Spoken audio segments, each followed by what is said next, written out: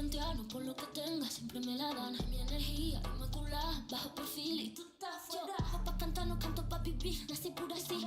Ni una era ser tan flop en mi porvenir. Puta si la Rosalía, solo sé servir. La noche estrellada, así sea, hasta la madrugada, que así sea. Purple in the gold, pain has come and gone. Walk through the fire, I breathe this girl. Yo la meto duro, sale bien seguro, acelero mi ahora. Yo estoy enfocada, no impresiona nada, I'm a little woman.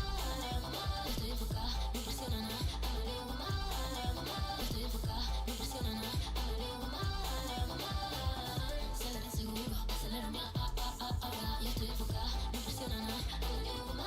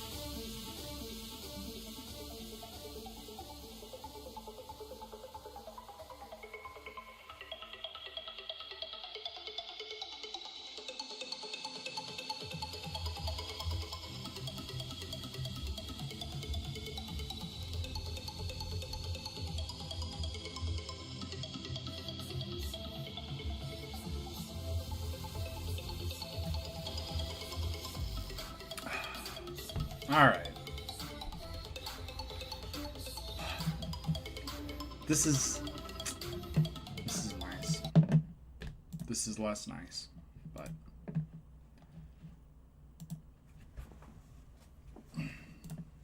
all right.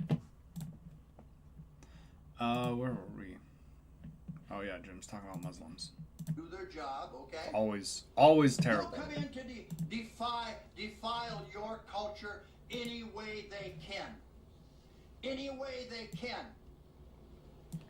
Turn him up. You remember these things. It's already happening. It's not going to get any better because the only way you're going to eradicate this problem is physically. Just like our ancestors did. Now, it is as if before our eyes, European-based culture and even North America, Australia, and Europe is being torn apart by a pack of wild dogs. One dog is Middle Eastern, one dog is African, the other from Central America, another is Chinese, another is South Asian, and most of them are Muslims. Some of us in Europe are fighting back. Say Donald Trump, the Prime Minister of Hungary, the President Holy of the Christ. Czech Republic. Yeah, it was 2015, so what? Orban is starting to be on the rise. I don't know who the guy in the Czech Republic was. Populist politicians who are vilified by the mainstream media to shut out of power, but they are being beleaguered few. Will this be their last hurrah? What is it in America? We're getting hit with every form of crap on two legs that you can throw a stone at. We got millions, tens of millions of illegal criminal alien Mexicans in our country. We're getting overrun by Muslims coming into our country to destroy our white European culture. We are not being overrun by Muslims in this country. We're no different than Europe. We're no different, but there's a tide. There's an I think Europe would argue with that. I mean, we're not the most elegante company. So I don't know. Certainly, although people, when they say European, Western, usually that is code for white. There is something to the idea that, like, a lot of American law is built on English law and French law and Spanish law, and those countries are Western Europe. Now, it also means white, but there is a sense of, like, yeah, you know, we have a shared culture because the majority of the people who settled America and were the first lawmakers in America are from these cultures, right? The first non-native people to really start working here were English, French, Spanish, Dutch. So as far as that goes, like, yeah, I mean, there is such a thing as Western culture, right? But Western culture was also heavily influenced by everybody else. So Western culture is not its own thing, right? Like, that's one of the... I just read a book. I just finished it yesterday. And, you know, when you're reading something, you like to find opportunities to talk about it, work it into the conversation a little bit. And the book was called The Ottomans, and it was about the Ottoman Empire. And we don't tend to consider Ottomans as European, right? Or as Western European, because we think of them as Turkish, and we think of Turk people as Eastern, I guess, right? The sort of sub-Asiatic, Central and Anatolia.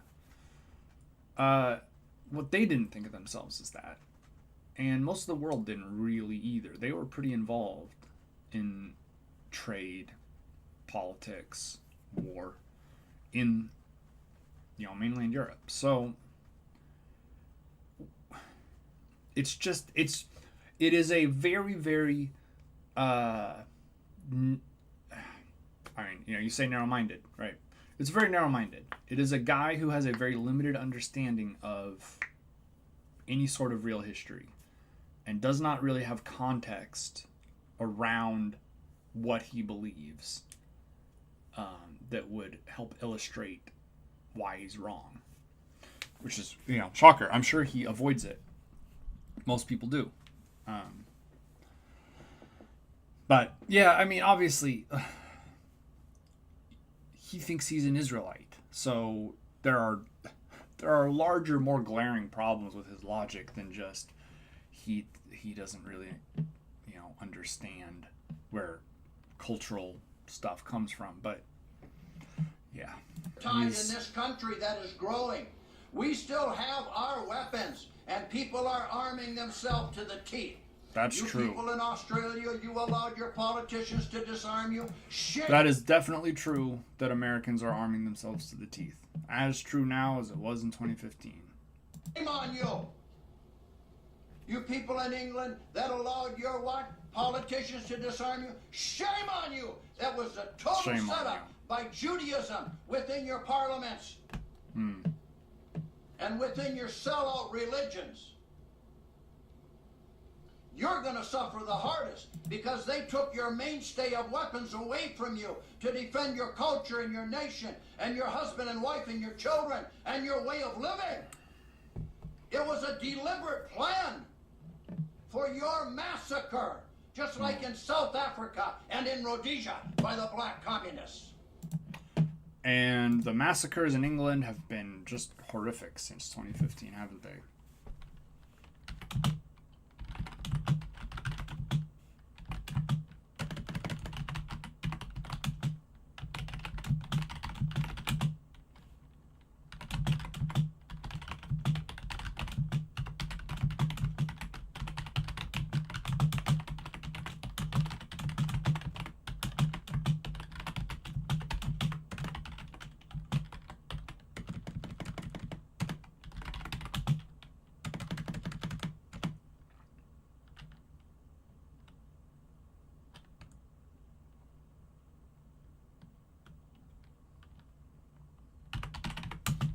You're not supposed to use words like very when you write, but...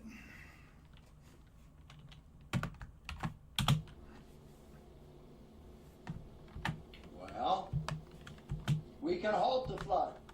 no need to... But our leaders lack the will. They're cowards. And too many people are making money selling out their country. There is no conceivable punishment that could be meted out to these despicable traitors. That would be commensurate with their crimes. And what retribution would be fitting for this Angela Merkel, this communist Stasi agent? What is the penalty for betraying one's people and murdering their heritage? The walls have come tumbling down. The Germans and Austrians have thrown their borders wide open. Syrian migrants in their tens of thousands are pouring in. Soon there will be almost 1 million of them, with an endless query forming behind them. And word will get out to the Africans and to all the Asians. And the word will be, the West is weak. They have given up. Their resistance is broken. Pack your bags and let's join the stream and let's go for a spoil and a plunder. Jean Raspiel's book called The Camp of the Saints. Jean Raspiel's book, Camp of the Saints, Nightmare is Coming to Pass. I bet... This is the book by Jean. A chilling novel about the end of the white world. The Camp of the Saints. Get it?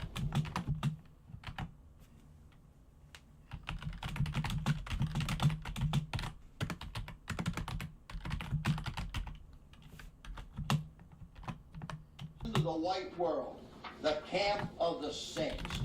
Get it, read it. Here you have all kinds of Chinese. They were going into Australia, to go to Australia for a spoil and a plunder, all right? Even the Aborigines don't like them. That's how bad it is. Think about these things. You're not going to hear this type of information from any other pulpit in the world. Because I speak in the name of Yahweh, Yahuwah, Yod-Heh-Vah-Heh, the Christ, for the preservation of his men, women, and children in the white nations of the world. I speak in the name of Yahweh, for the survival of our race and our culture. Now, Potato salad. That is white to culture. give you an idea of the subterfusion That's in not the a word. United States, for example, is this Muslim female right here by the name of Valerie Jarrett, who is the key advisor to the communist queer in the White House, Barack Obama, alias Barry Sororto. All right? And let's read what Valerie has to say, because she's the one who pushes the buttons on Obama. Obama can't even give a speech without a teleprompter. All right? Let's read together. Valerie Jarrett, Stanford University, 1977. And by the way, her father was a communist, so she's a diaper baby communist too. Even if she is from Iran and she calls herself a Muslim, she's a communist. I am an Iranian by birth and of my Islamic faith. Now I'm going to stop right there. I am an Iranian by birth, an Iranian communist, and of my Islamic faith. I am also an American citizen, and I seek to help change America to be more Islamic country. My Muslim faith guides me, and I feel like it is going well in the transition of using freedom of religion in America against itself. What was the freedom of religion? I mean, listen, if she was writing that in the 70s, it's 40 years, 30 years before the Obama presidency, and I would expect nothing else from a religious person. I mean, you don't have to like it, you don't have to agree with it, but if you are part of a religion that is a proselytizing religion, right, a religion that is trying to make converts, you want to convert people. You want the country you're in to be more hospitable to your beliefs. Maybe you want the country you live in to enforce those beliefs legally, like in America, the way we want the Bible to be the law. Weirdly, that's not a problem. It's a problem if you want to do Sharia law. It's a problem if you want to do Muslim law. But Christian law is fine from the Bible. Again, you know, we can talk about hypocrisy all we want. People don't care. I don't know. I mean, did she say this?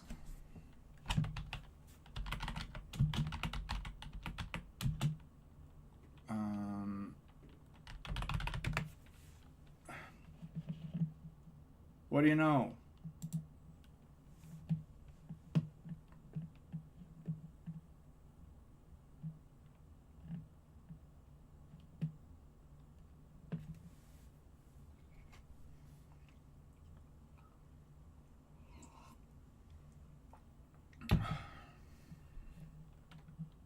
What do you know?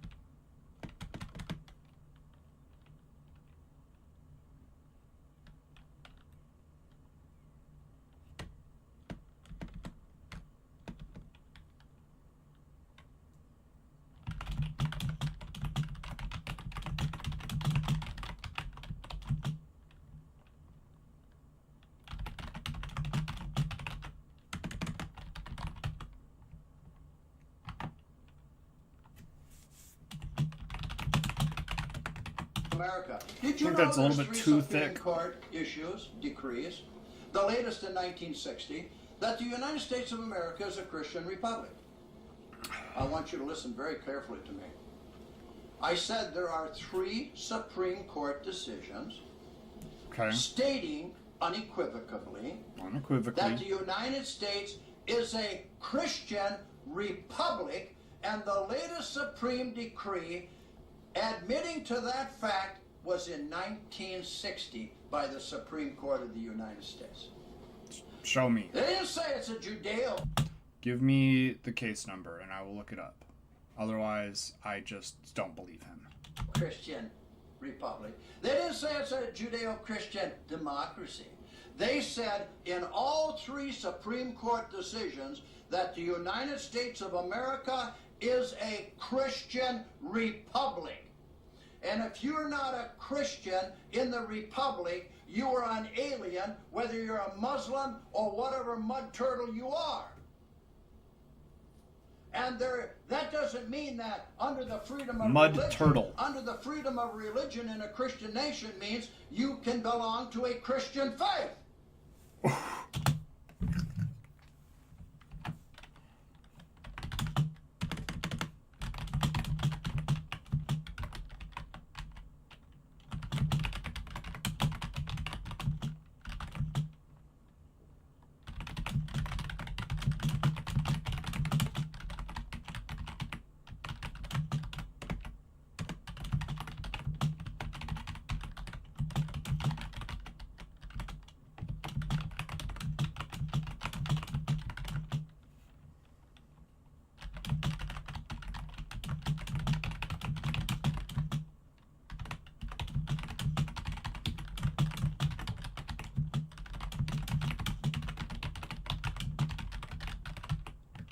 But this Muslimism coming in here to decree that they're protected under the freedom of religion in America is a lie. And it's totally in defiance to three Supreme Court decisions, the latest in 1960. Maybe they need Jim Wickstrom up there on the presidential debate. You think I'll stir a few things up? Wow, that would have been almost indistinguishable from having Trump up there. So, but again, I mean, he wants conflict. He wants the conflict so bad. That's what he's in it for. He's in it for the fight, right? And so, if there's nobody fighting him, if there's nobody for him to yell about, then it's not fun. I keep coming back to this because I have this urge myself to fight, to stir up shit and make people mad and then own them with facts and logic. I want to do that. It's fun. It's fun to do it, and it lets me feel like I'm doing something when I'm watching the fucking collapse of American society happen around me. And I have nothing that I can really do right now. And it's fun. It's fun to be like, hey, I know these things, and I bet this person doesn't, so I can embarrass them, make them feel stupid. It's fun, but it's not good, and it's not helpful, I don't think. Conservatives also want to do that, which is why so many conservatives were mad when they were getting kicked off of Twitter. Because the problem wasn't that they didn't have access to social media. Because Gab existed already. You've got Gab, you've got Kick, you've got Rumble. Right, there are alternatives for conservatives who said the N-word or whatever and got kicked off Twitter. But they don't want those because the only people that are there are the people that agree with them already. And so you can't win any arguments with people that agree with you, right? You're just in there saying Donald Trump is the greatest president ever, changed my mind, and everybody in your comments is like, preach, brother, you're right. This won the internet. There's no conflict. There's no liberals in there crying about how could you say that about the orange man? I don't get it twisted. I have very, very strong feelings about Trump specifically, the Republican Party in general, and none of them are positive. So I'm not saying that the learned sage sits above the fray and doesn't have an opinion. I have a very strong opinion. I just don't know how useful it is to start fights with people that you both walk away and nobody learned anything. Because I am fairly confident that I'm not going to learn anything from somebody with the 4th grade reading level, right? And I just, that's my arrogance, and that's me feeling like I have already done enough research, which is that's an ego problem, and I'm sure I've been wrong about things in the past. It's not like I can't be wrong, but I also was a conservative, and so I know a lot of the arguments that conservatives make about things already. So I don't feel like I'm going to get a lot of new meat, to process. But they're certainly not going to change their minds because they think that, it's a demonic attempt by the left to take their children. And if the demons are coming after your children, who cares about facts and logic? I mean, anyway, I don't think it's productive. But Jim desperately wants some hate mail. He wants to have people who are writing and telling him that he's wrong and that he's a racist so that he can say, I'm not a racist, I'm a racialist or whatever. They say I'm a hater, I'm not a hater, I love. He wants to have that again. And maybe he's just not very relevant in 2015. Maybe people aren't paying attention to, he's talking about his Arcodius YouTube channel, 150,000 views in 13 months. That's not bad. I mean, it's not good for, like, if you want to be exciting, but it's not bad. It means that people are watching it. People are clicking on the videos. It's bad for me because that is a lot more views than I would like, but it, breaks down to like 12,000 a month or something. Is not hugely dangerous in terms of the number of people that could be. What would that be, 400 a day, right? I may be better than my channel did, but it's not that big deal. Anyway, yeah, he wants attention. He wants to be on TV. I don't think he's even close to serious about this. He's just like, yeah, politics is happening, but me on the debate stage. But yeah. But he did run for office. He ran for office a couple times, so it's not like he doesn't have the ego or the self-conception of himself. That was redundant. He does. He thinks he's a good candidate. Right? He maybe doesn't think he's a good politician, but he thinks that he's the guy for the job. I'm telling you, what I'm offering to you has truth. Next place. So, this was not another true. sign, for example, in September, that something highly unusual is going on is the fact that the United States air defenses on the U.S. East Coast are going to be shut down during the last half of September, even as Chinese and Russian naval forces are stationed near the U.S. coast. The last time such a thing happened was on September 11, 2001. Oh, was it? That the entire United States air defenses are going to be shut down on the east coast of the... Even if that was true, which it's not, but even if that was true, how would having our air defenses scrambled have helped prevent hijackings of airplanes by people with box cutters? Are you suggesting that we would have had like half a platoon of soldiers on every plane? Just like every plane that takes off from every airport in the country has like 15 soldiers on it, just to make sure nothing happens. Because unless you had that, they were not flying for very long. And what, is the Air Force going to shoot them down over Manhattan? Like, even if that was true, that the Air Force was standing down or something during 9/11, what could they have done were they not? The United States. I want you to think about Shockingly, these things. this is stupid. Well, why was that important? Well, because the CIA had its own destroyer a former U.S. Navy destroyer, by the way, but the CIA had it as an operative vessel of their own. They're the ones that shot the Russian Granite missile that was bought after the downfall of the Soviet Union on the black market. It was the Russian Granite missile that hit the Pentagon. Oh, wow.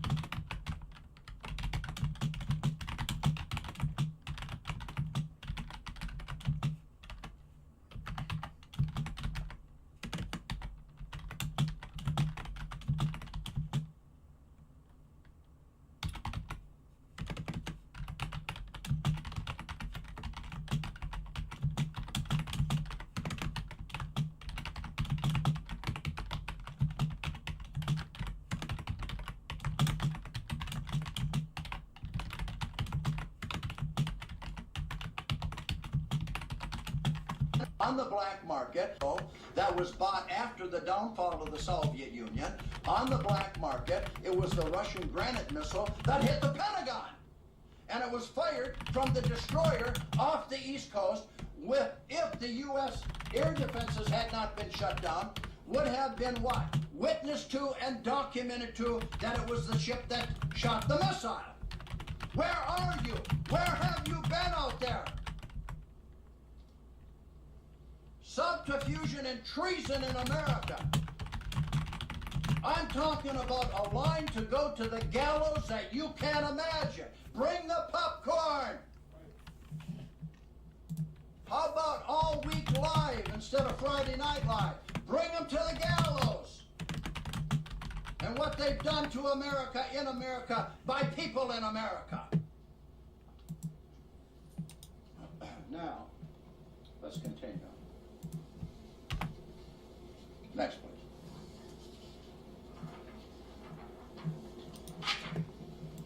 Now here we have Barry Sororto, the queer, in the White House of the United States. Take me to court. You want to take me to court? We'll get Larry Sinclair. We'll bring him in as a witness. We'll get his book. We'll get other people. We'll get Larry Sinclair, the crack addict. Again, I do not say this to disparage people who are dealing with addiction, but they're not always the most reliable witnesses. People who are addicted to anything are very willing to lie in order to feed their addiction. So,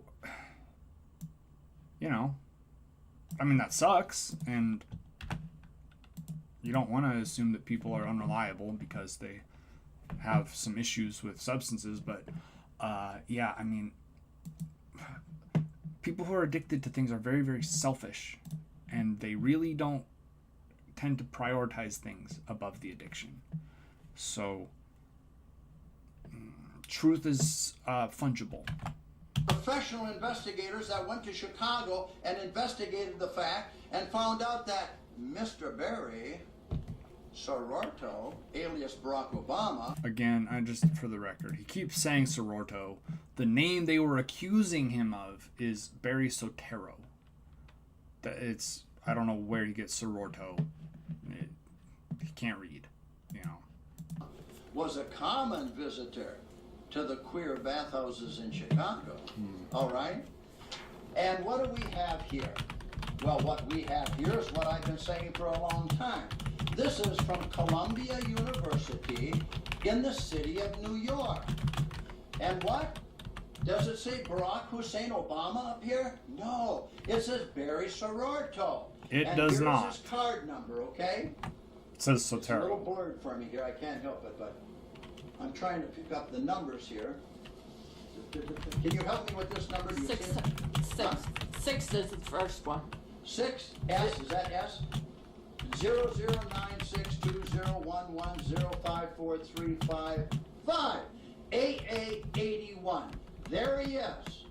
Foreign student, and his name is Barry Sororto. Barry Sartoro, all right? And not only that, he's using a social security number from a man from Maine on the East Coast of the United States, who was born, who is dead, has been for a long time, had no relatives, went to Hawaii, and this Barry Sororto's grandmother worked in the courthouse in Hawaii and realized it and grabbed the man's social security number and gave it to Barry Sororto, not Barack Hussein Obama, to show the legitimacy that he was a citizen when it was a dead man's social security number. And I am led to believe, as I have been told, he uses more than one social security number. So here he is. This is his ID card from Columbia University in the city of New York. Here's his picture on it, okay? Barry Sororto. Next, please. And what has Barry Sororto done for the culture of America? A white Culture. European republic created by white European men, women, and children as No. Created by white men. Let's be clear. And a very limited perspective on white. But British mostly. But maybe a few Frenchmen. the United States. De Tocqueville was important. All right? What has he done? He's a Muslim. Nope. He may go to a Judeo-Christian church to fool you because he's the greatest liar that has ever set foot in Washington, D.C. Wow.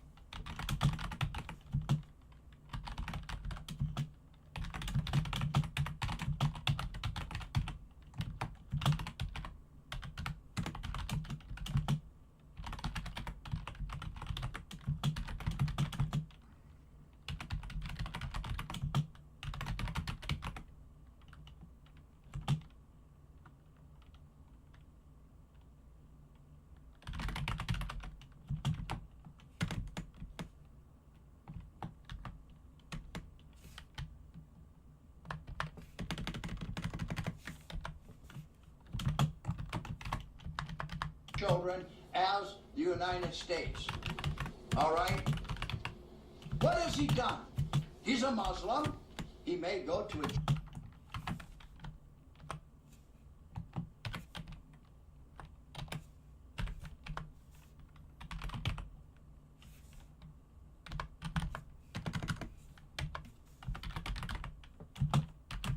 Judeo.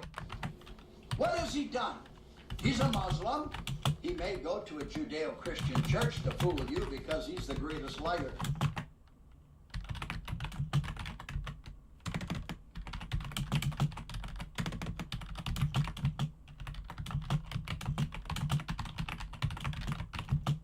That has ever set foot in Washington, D.C., I'm led to believe.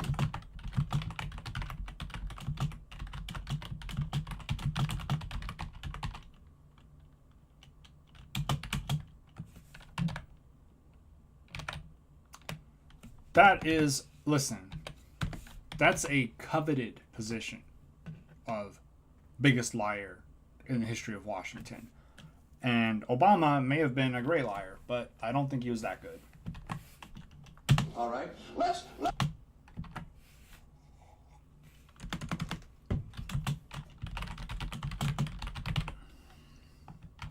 go to his great remark, his great happenings and accomplishments, and what he's done to the culture of America.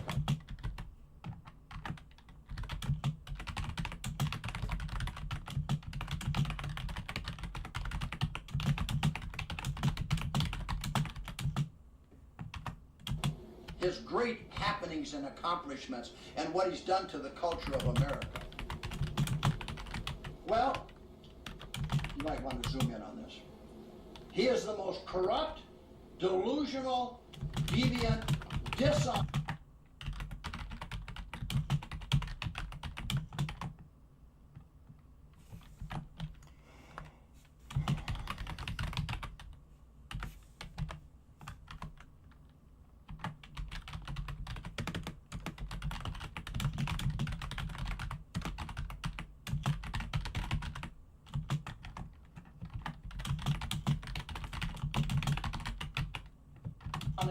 And incompetent president in the history of America. And down here is his new name now, Barack Hussein Obama. Well, that wasn't on his Columbia University ID card. Where did that name jump up from, Barack Hussein Obama? Well, of course, you know, when you got thieves and liars in high positions of power who want to destroy America from inside, that's not hard to make up a fake ID or a fake background and seal his records and all this. The CIA is real good at this, all right? And what has he done? Well, let's look at this. His birth certificate is a fake. President Joe Aproa of Arizona, that is Arpaio. Okay, wow, we're citing Joe Arpaio.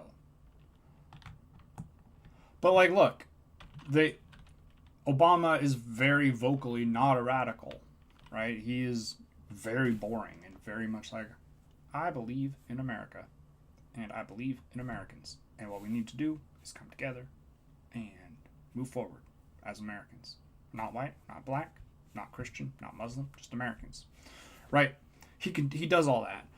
You can't really get mad at him talking about America being bad because he has, you know, he said a few things that were critical of the country in a small way, which were massively blown up. But he was pretty patriotic as far as I could tell. So maybe it's something else.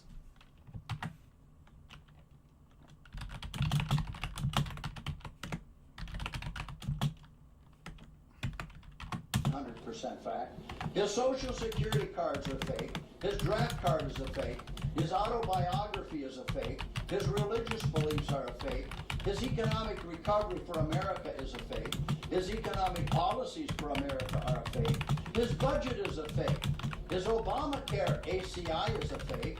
And his love, quote unquote, of America is fake. His promises are a fake. His teleprompter speeches are fake. And his foreign policy is fake. In other words, he's one big fake, all right?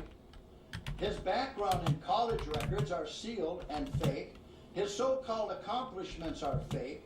And everything about Barack Hussein Obama, also known as Barry Soetoro, is a lie or a fake, period.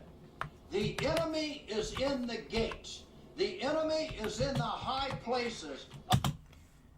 Let's look up Joe Arpaio.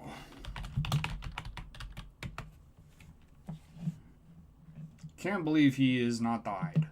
Please, Joe, fucking die. You are the goddamn worst.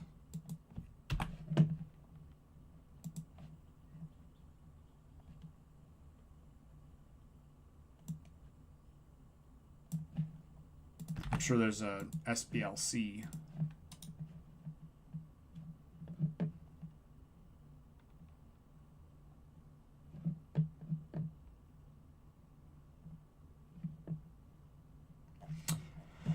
Anyway, he is one of the worst. Of not only America, but the other white European nations of the world. The enemy is in your gate. The enemies rule over you, and they are imploding you, destroying you internally.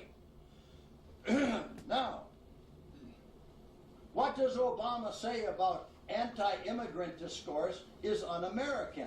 If you're against any illegal criminal aliens like Mexicans or anyone else coming into America, well, then you're un-American. You're an un-American. This is also sort of a sneaky little trick they try to get away with, where they try to blend Are you anti-immigrant or anti-illegal immigrant? Right? They try to blur those lines, and then they can be like, oh well, we're not anti-immigration, we're just anti-illegal immigration, and we think that the immigration rules need to be tightened. Our immigration rules are already fucking tight. It's one of the reasons we have so many illegal immigrants, is because it's very difficult to get access to get into the country. And you know what? There are people who are willing to pay you to cross the border and pick strawberries in Texas.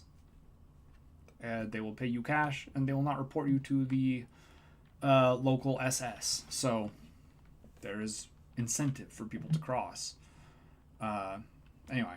Oh, please. Des Moines, United States, AFP. But to be anti-immigrant, I don't care about borders very much, so I'm not the best person to talk about this. But to be anti-illegal immigration is one thing. You can say there's a policy, there's a process, and we want people to respect the process and do it so that we can track things. Fair enough. Okay.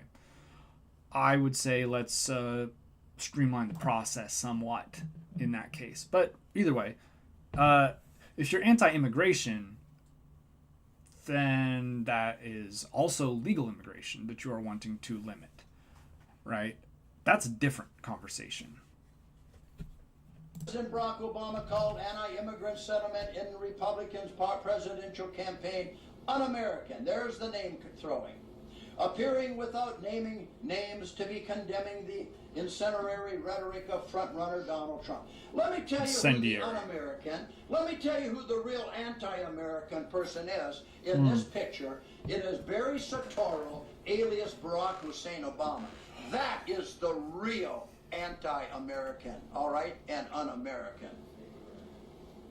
For a quote, this whole anti-immigrant sentiment that's out there in our politics right now is contrary to who we are. Well, who is the we here? Is that him with the mouse in his pocket? Obama said during a town hall meeting at the Iowa high school, because unless you are a Native American, your family came from someplace else. That's true. Well, let me tell you, I have a lot of lectures and presentations on YouTube, Arcodius, okay, that tell you that the true Native Americans in the United States was the right white race. I mean, it cannot be argued that he does have videos that say that. They are bullshit, but he does have them.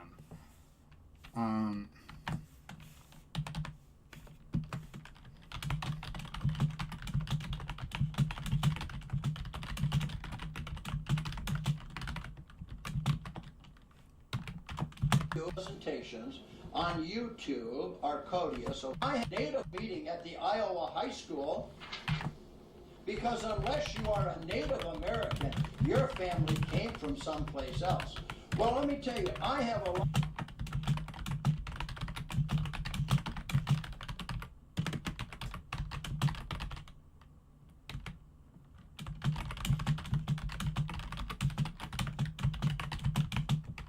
Lectures and presentations on YouTube are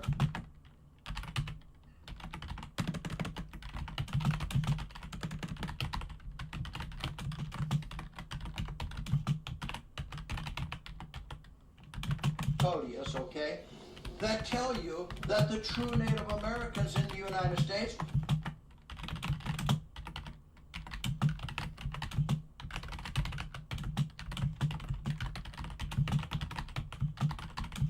was the right white race. We were here long before the other races. Even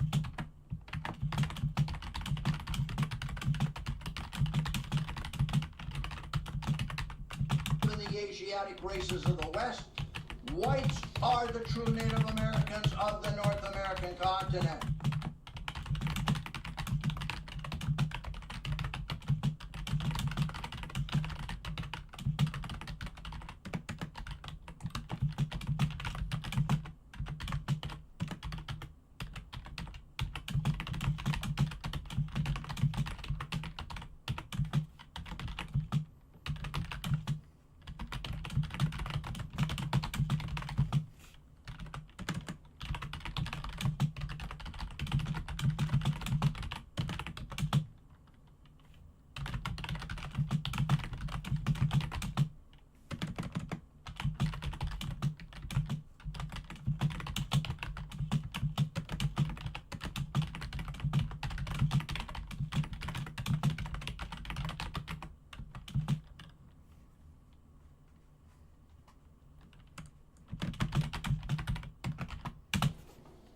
let's continue.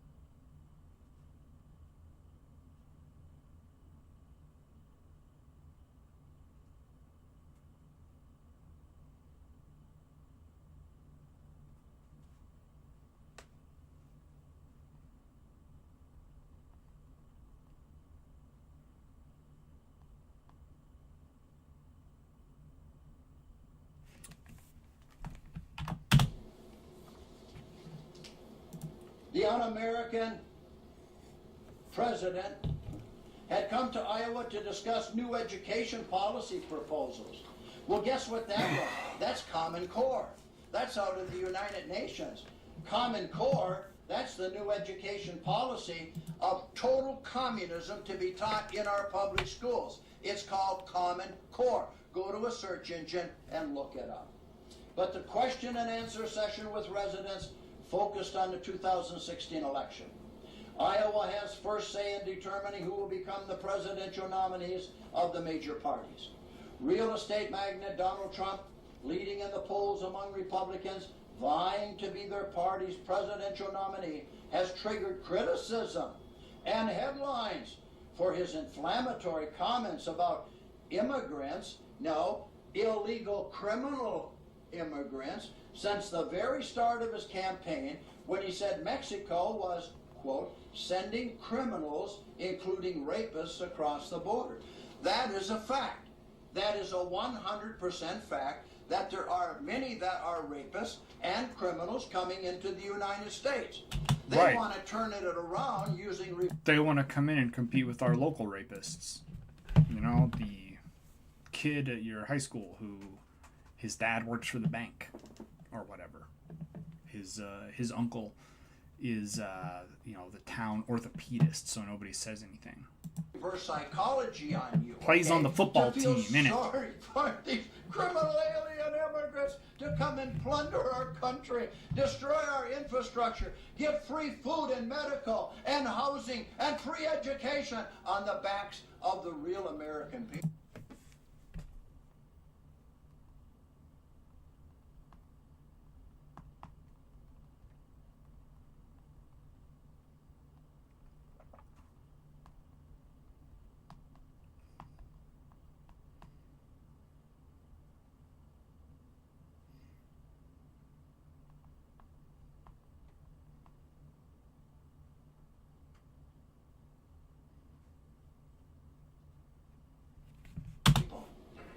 Let's continue.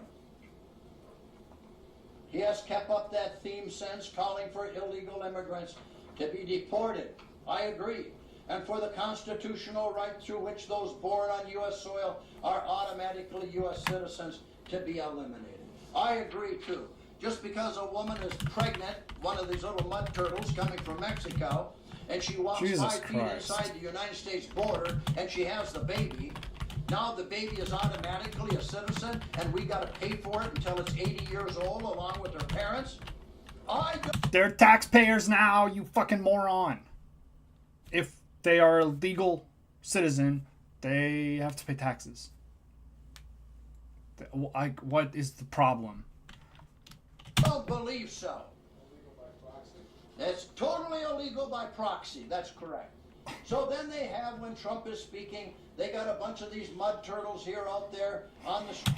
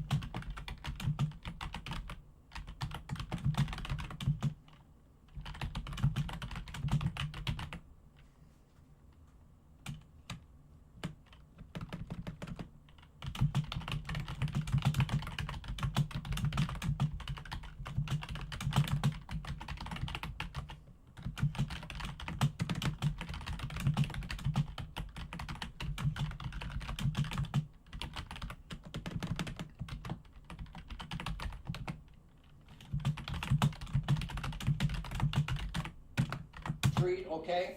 And now they got a new sign.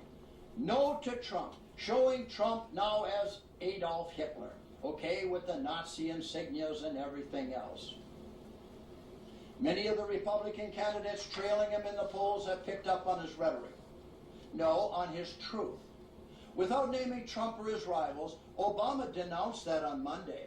And Obama said, we can have legitimate debate about how to set up an immigration system that is fair and orderly and lawful, Obama told the crowd. We already have that. It's called laws. It is and no law, which, oh my God, these people are so fucking stupid. I just can hardly contain myself. He's anti-government. He's anti-big government. He thinks the federal government is bad, but also we need to have federal immigration laws that are draconian, and that's good. And I mean, basically, his approach is like, you should have been here when the getting was good, and if you weren't, fuck you. I mean, that's kind of the approach here. Oh my God, I can't understand how dumb you have to be like, I hate the federal government. Also, we need federal immigration law to be worse and more restrictive. all laws and to protect the country's borders, okay? No law has ever been bad or needed to be When I went to the United changed. States Senate in Wisconsin in 1980, I was bringing this up then because they were coming across in droves. I said, you put up electric fences and you put enough wattage and voltage through them that if they're touched, they get electrocuted. You put big neon signs facing Mexico. Don't touch the fence or you'll die. In front of the fence, you put claymore mines, okay? Anti-personnel mines from the Rio Grande right up to the fences and everything else, so that if they even make it to the fence, it's going to be a miracle. And then you use your regular military, the good military, and you spot them down.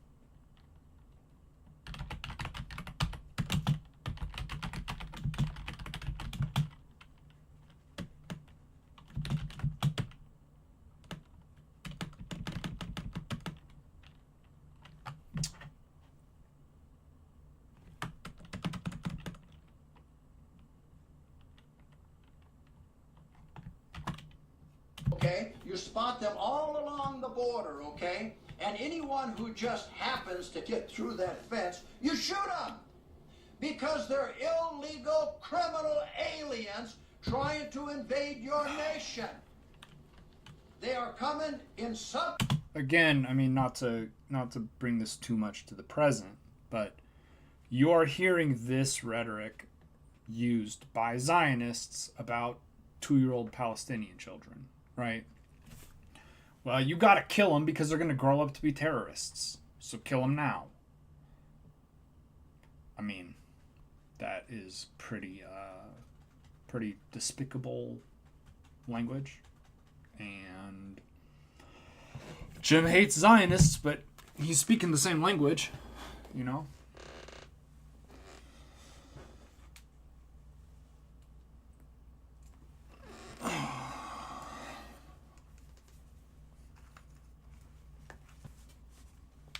Refuge to take your natural resources and the wealth of the nation from you. What natural resource and what wealth do I get for living here? I've been thinking about this idea of like they're taking your we don't have anything like a sovereign wealth fund.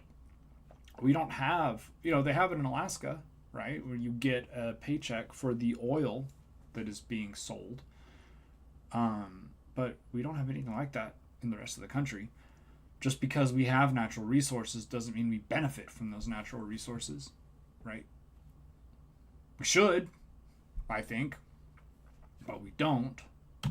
And at that time, I caught a lot of flack. So I don't know what the fuck he's talking about. And if you want to add a little more, we'll put gunboats in the river. Why would we need to add a little more? We've got to learn to protect our country. You Europeans have to protect your country. Your politicians are traitors to you.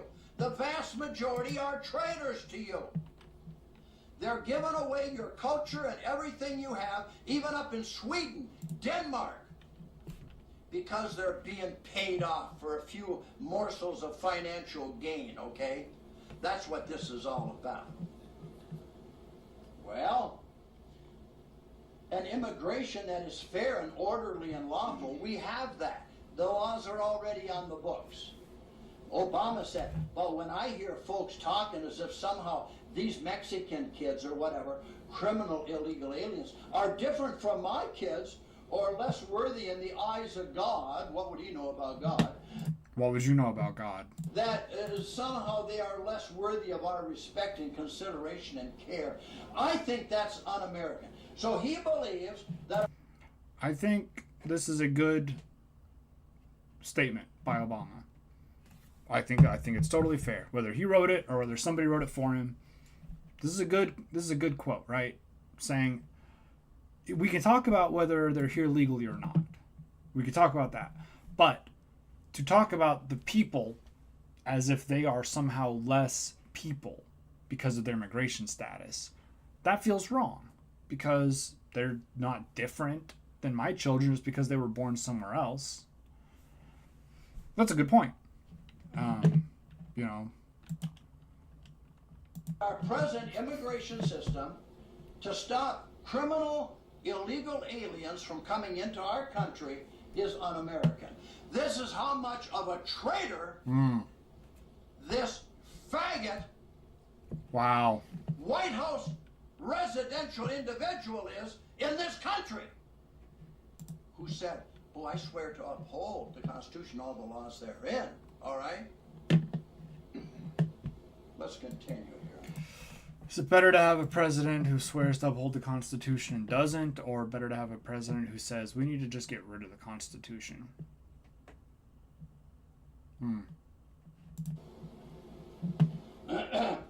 That they're different from my kids, I think that's un-American. So people being against illegal criminal alien This is, again, they fucking can't read. This is not what he's saying. He's saying that being racist about people who have immigrated here, whether they're here legally or not, is a problem. It's un-American to be racist. It's not a problem to say we should have laws and we should control our immigration into this country. That's, he's saying, you can say that, but don't be racist about it. Don't act like they're less people, less good, less valuable than you just because they're not Americans. Mexicans or whoever, Muslims, whoever, is un-American. I do not believe that. I think it's wrong. So Obama has made immigration reform a campaign promise in 2008, but he focused on other priorities early on in his administration, and his recent efforts have been hampered by the Republican-dominated Congress. So since the end of last year, he has resorted to signing a number of executive orders on immigration, giving approximately 5 million illegal criminal immigrants in the country illegally a path to legal status. Those measures include allowing parents... I mean, look, not to. A citizen is whatever you fucking say is a citizen, right? So if we say, yeah, you know what, the law says you have to do this, but because you've been here, you've been paying taxes, you haven't committed a lot, you've committed the crime of being here illegally, whatever, but you haven't done, a bunch of bad stuff, you seem to be an upstanding member of the community, whatever, we'll allow you to become a citizen, or we'll give you a pathway to stay here legally, even though you're not here legally. We appreciate the effort, so we're going to give you that chance. You could just do that. There's no problem with that. So I don't know what he's. I mean, he's just mad because in his opinion, all illegal immigrants are brown, and that's not even true. But Elon Musk was an illegal immigrant. Not to bring him up. U.S. citizens or permanent residents to seek a 3-year work permit if they have been in the country since the start of 2010. Some 11 million people, mostly from Mexico, are thought to live and work in the United States illegally, meaning that illegal means criminal, okay? I say put them in the cattle cars and ship them the hell south out of our country. It was done before by one time. Back in Theodore Roosevelt's time, all the illegal criminals were put in boxcars and sent south of the border.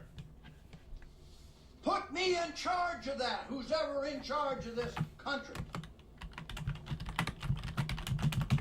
We, as true white people of our ancestors who fought in Ticonderoga, Bunker Hill, the War of 1812. We have a right. The War of 1812. Bunker Hill. Antietam. Bull Run. To defend this nation, this republic, and This this is culture. fucking It's gross. white European-based culture.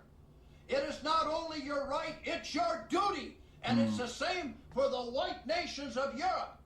You Germans, you Italians, Hungarians, Austrians, you Swedes, you Danes, you Finns, all of you.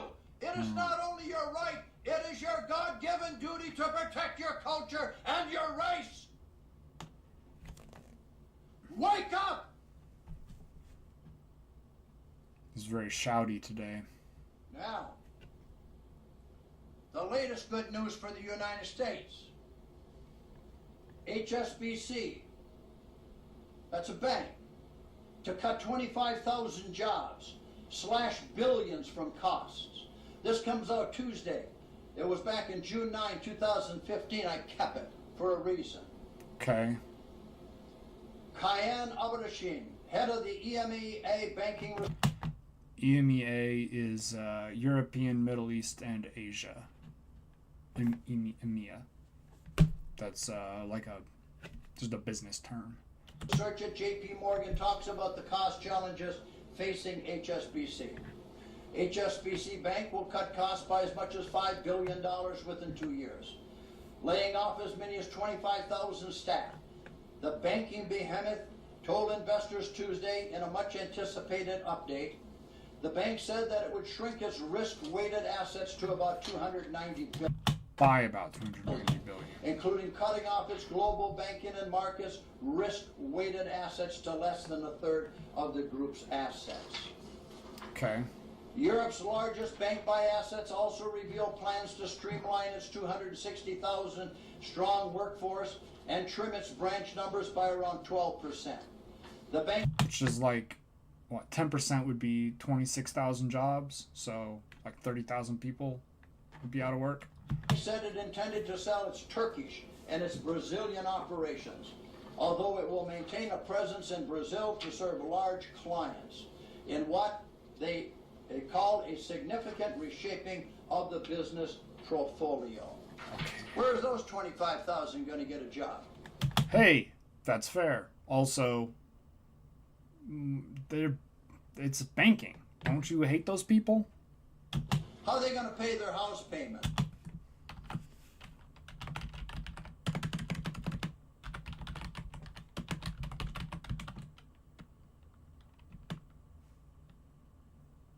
That's right.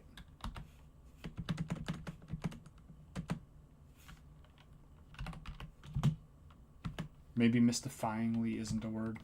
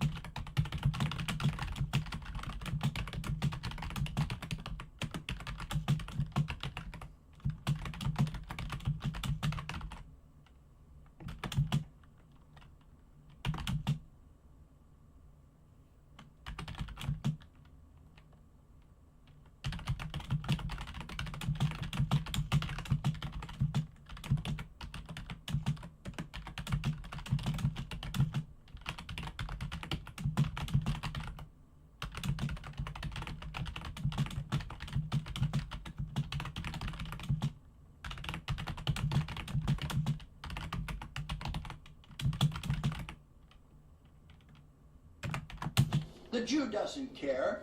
The Jew controls all the banking in the world through the central banks of the House of Rothschild. Do you know what the seal of the Rothschild is on the shield? A red serpent. A red dragon. You hear? Okay. What's the symbol of England? It's a dragon. Hear about the red dragon from John the Divine? The red serpent, the wicked one, the dragon, the Antichrist, the Christ murders. One more piece of good news, and then we'll move on to some other nice things.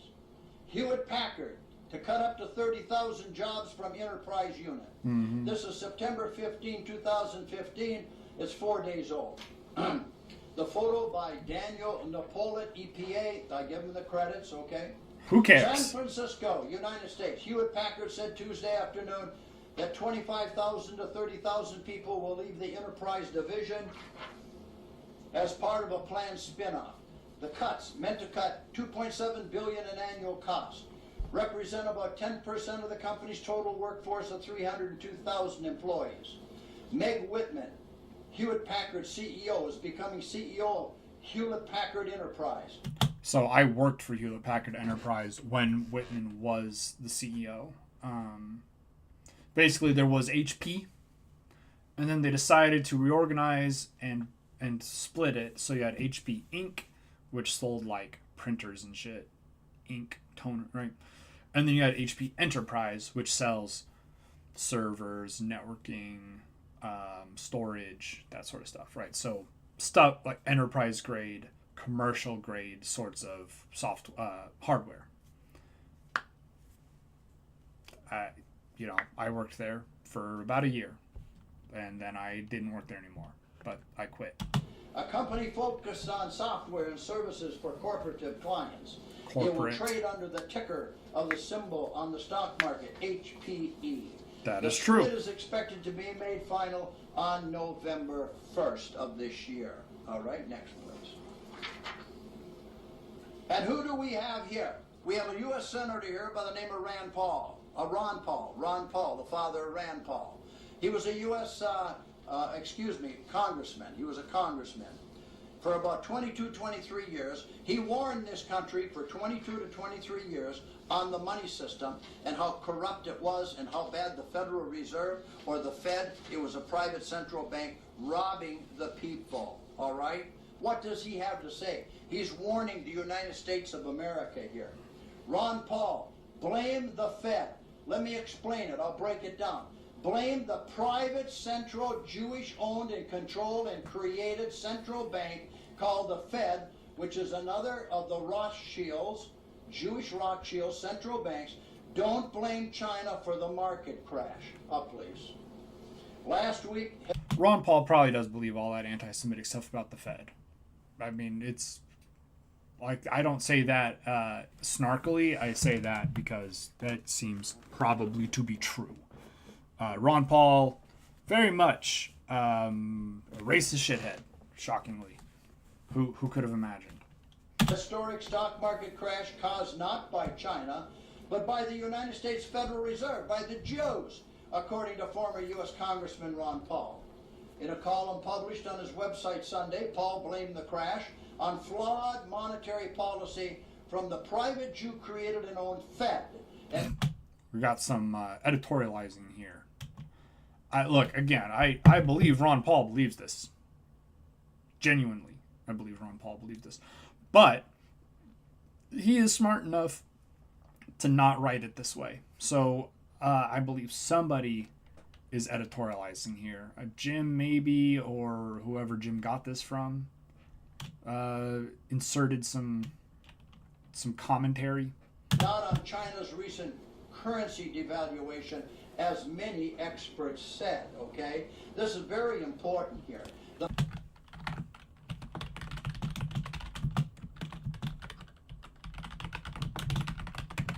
Fed is not part of the U.S. Treasury. The U.S. Treasury belongs to the Republic. He's talked about this a lot. The Fed is a public-private partnership, so it is subject to the government. The Fed is a private corporation, Jewish control bank, and the $18 trillion of debt that is owed isn't owed to the U.S. government. It is owed to the private Jew central bank of the Fed. You go in, you quash the central bank, you eliminate the debt, you throw them out of the country, or you hang them for treason, whatever which way you want to do it, and your debt is gone because it was all coerced with treason through the financial aspects of this nation. The Federal Reserve's inflationary policies distort the economy, creating bubbles, which in turn create a booming stock market and the illusion of widespread prosperity. Inevitably, the bubble bursts, the market crashes, and the economy sinks into a recession, said the former congressman from Texas. And who is creating all these bubbles and the illusion of widespread prosperity? It's the Jews who control the Fed. The Fed. Up, please. An increasing number of American lawmakers have incorrectly proposed fixing flaws in the U.S. monetary system by forcing the Fed to follow rules based on monetary policy, Paul said. Paul said, forcing the Fed, the private Jew central bank, to follow a rule does not change the fact that giving a secretive central bank the power to set interest rates is a recipe for economic chaos. Interest rates are the price of money, and like all prices, they should be set by the market, not by a central bank, a Jewish central bank, and certainly not by Congress, he said. And all the other central banks in Europe, Germany and wherever else, you got a central bank, the Jews run it. They control your money. I mean, that's just a pretty bold assertion based on, The Jew money manipulators, the Christ killers, the Antichrist, the descendants of Rothschild, the serpent, the dragon, Again, the dragon is very significant in England. I don't understand, it's very stupid. How can everybody be the dragon? The Chinese are really into dragons. There's a lot of culture about dragons in China. But they're not the bigger dragon than the Rothschild. I guess the hierarchy goes the Jewish dragons, and then all the other serpents are also bad, but specifically the Jewish ones first, and then the Chinese, and then any other cultures that are into dragons. We're not going to talk about the British because that would be weird to talk. It wouldn't help my argument any. So we're not going to talk about them. Let's see, who else? The Israelites, they had a serpent that they were really into, but we're not going to talk about that. Red dragon. Communism. Rather, Congress should begin restoring a free market monetary system, according to Paul. The first step is to pass the audit the Fed. They've never been audited. This is a classic dipshit right-wing thing here. Audit the Fed. Ron Paul screamed about it for years. They're a corporation. They've never been audited, and they've never paid a penny in taxes on all the trillions and trillions of dollars they stole from the taxpayers. Same Prove in all that. the other countries. Prove it. Audit the Fed legislation so that people can finally learn the full truth about the private Jew-owned and created Fed. Congress should also pass legislation ensuring individuals can use alternative currencies free of government harassment, said the former presidential candidate. This is 2015, so that's probably Bitcoin. Paul said when bubbles burst and recessions hit, Congress and the Federal Reserve should refrain from trying to stimulate the economy via increased spending, corporation bailouts, and inflation. The only way the economy will ever fully recover is if the Congress and the private corporation Fed allow the recession to run its course. Not only is China not to blame for the crash, but Beijing's large purchase of U.S. Treasury notes helped the United States postpone the day of reckoning, said Paul. The main reason countries like China are eager to help finance our debt is the dollar's world reserve currency status. I mean, that's However, there are signs that concerns over the U.S. government's fiscal irresponsibility and resentment of our foreign policy will cause another currency or currencies to replace the dollar. That's true. This is something that people on both sides are talking about today, especially with these stupid tariffs, is the idea that the world will eventually de-dollarize, and that's going to have an impact. When the dollar is no longer the world's reserve currency, that will have an impact on how things go in the United States. As the world reserve currency. And if this occurs, the United States will face a major dollar crisis. And look at me, read my lips. It is very close to happening at this time. If you haven't got something put up for a rainy day, that is your own problem.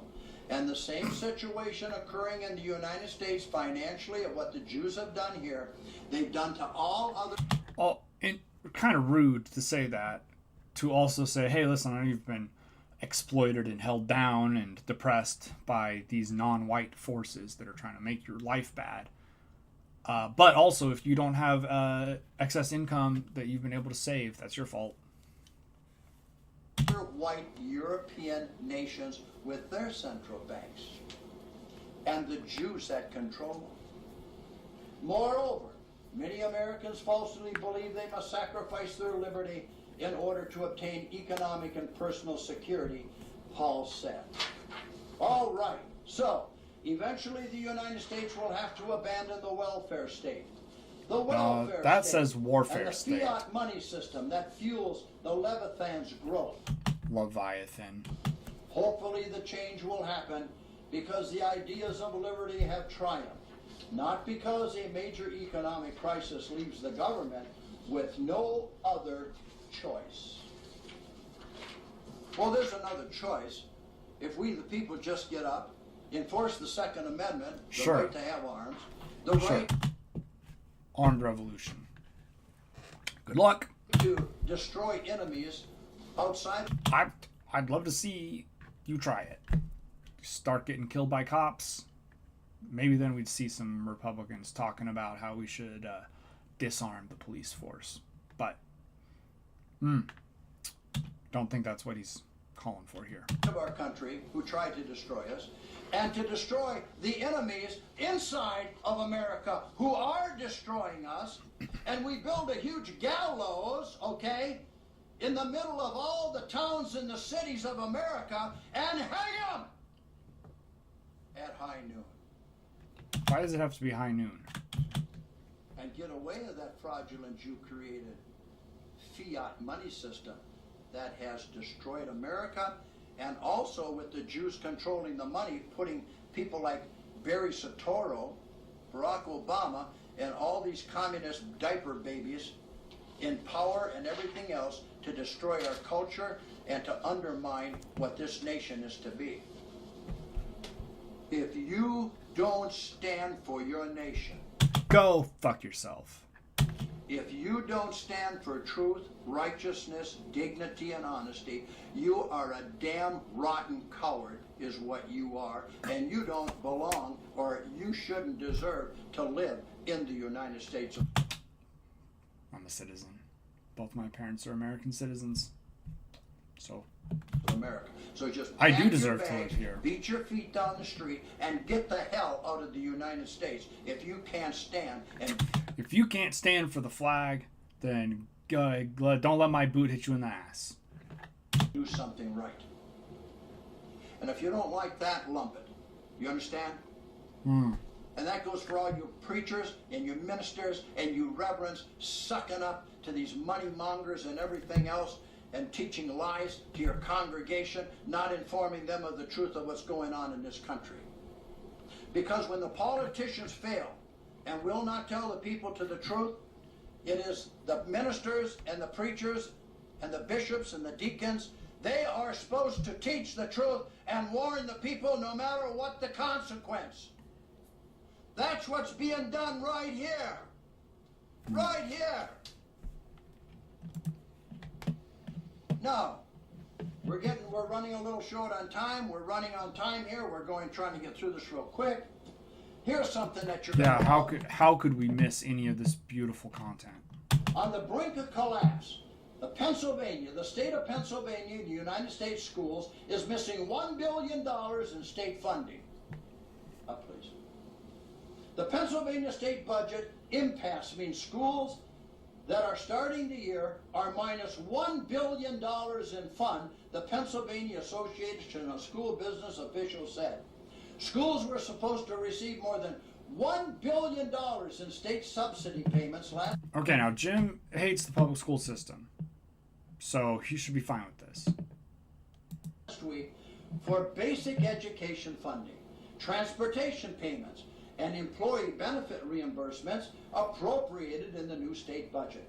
However, the budget impasse has held back the funding, creating financial uncertainty for school districts across Pennsylvania. Why? Well, here, quote, with a state subsidy payment expected each month, more school districts will incur additional borrowing costs for loans if the budget impasse continues, said Jay Himes, PASBO Executive Director. Up, please. The $1 billion in state funding that school districts will not receive will be particularly painful for less wealthy school districts and Oh my god.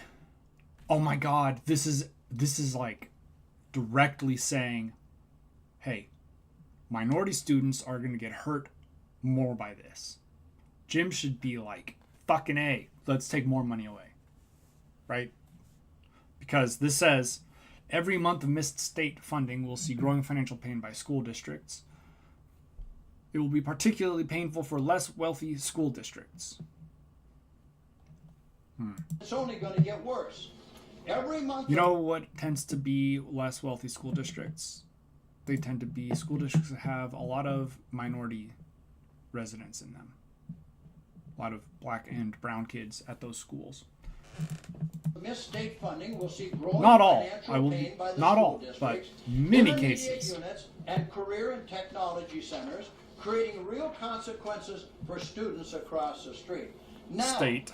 button, who's got the button? Money, who took the school money? $1 billion. Okay.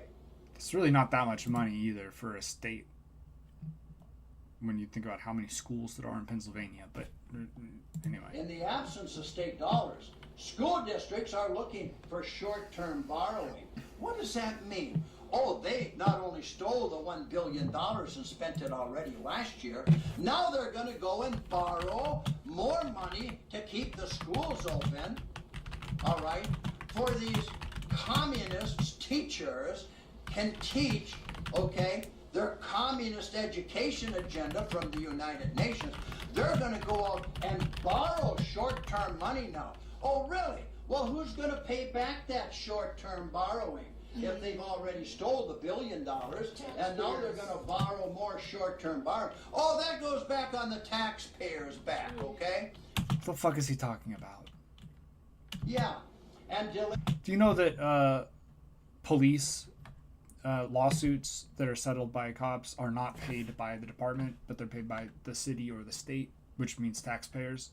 So if you have cops that are getting brought up on harassment suits or whatever, you know, denial of rights stuff, and they get a settlement against them, that doesn't come out of the budget of the department. It comes from state tax dollars. And so the taxpayer pays for the abuse of the police on them. Great system. Paying expenditures to supplement the use of reserve funds during the impasse, according to a recent survey. Of the 171 respondents, 83% are using fund balance and may use fund balance to cover the lack of state subsidy payments, while half of the respondents, schools, said they have borrowed or are considering borrowing to avoid any cash flow difficulties. Who in the hell gave them authority to go to a bank to borrow the money, to replace the money they already spent or stole, okay, and throw it on the back of the taxpayers of that respective school district? This is the insanity that's going on in the United States of America. I defy you to make sense of what he's trying to say here. I can't parse it. I don't know what the fuck he's talking about. Peter P. Paul. Here we go. It's bad that the schools are short $1 billion because of a budget that hasn't been approved. But the schools are also bad. And they shouldn't have the authority to go get the money. But they should have the money. But they're bad. Any other respondents have delayed and are considering delaying payments to the vendors, the faculty maintenance, facility, and filling vacant positions. Oh, they're considering delaying payments to the vendors, huh? Oh, the vendors that supply the schools with food and all this other stuff. And the faculty maintenance that cut the grass and clean the hallways and clean the janitors and the maintenance and all this other stuff, okay? And filling vacant teaching positions, okay? Well, how about... I don't imagine he's all that upset that there might be teachers not getting hired. If the teachers take a 40% cut in their perks and salary, huh? You think that'll be worth it? I do, because they don't teach anything anyway.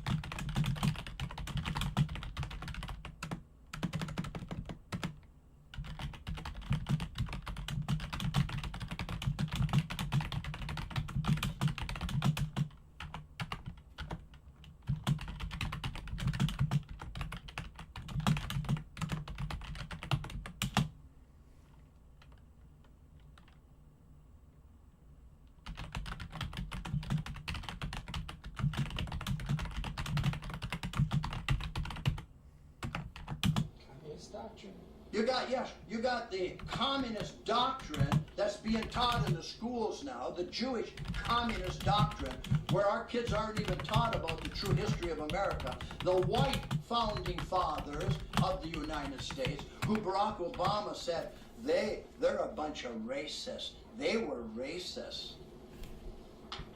They were. And then we have, you're going to like this, because I'm getting down to the nitty-gritty here. The United States is run by 0.001% of the American population. Okay, that's true. I mean, how many people are there in the country?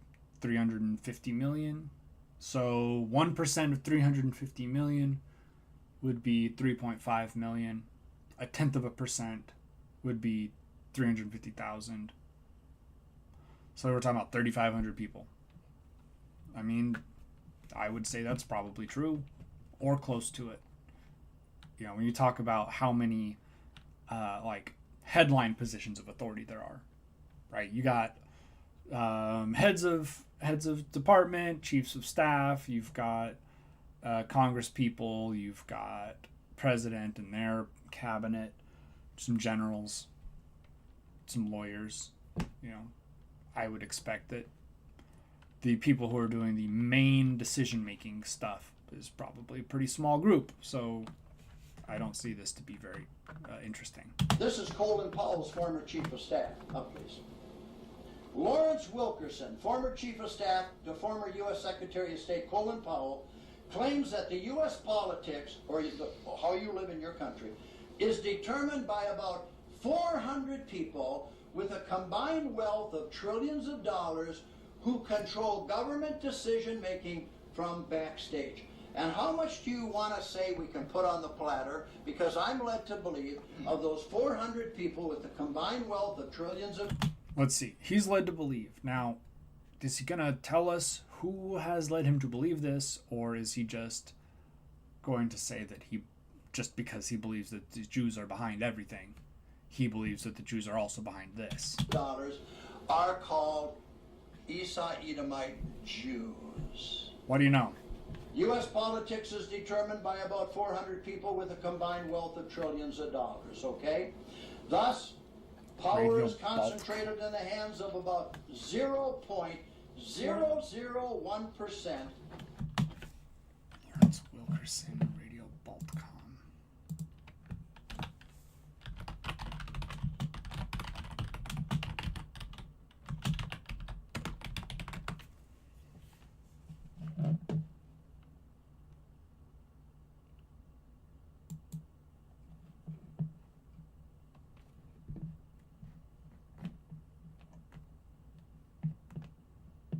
You volunteered to serve in Vietnam.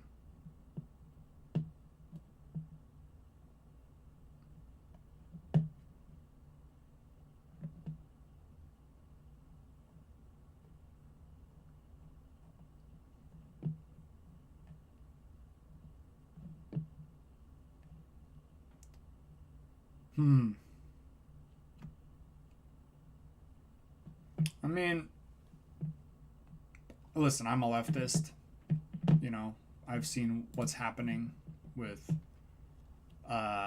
let's say, Zionist interests in American policymaking, and the current push to label any criticism of Zionism or Israel as a state and their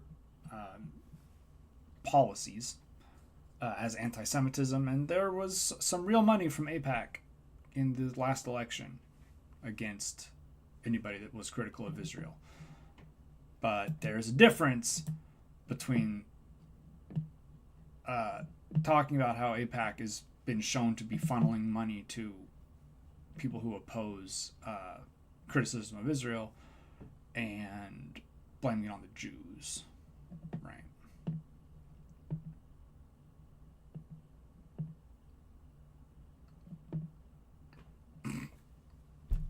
Regularly a guest on RT.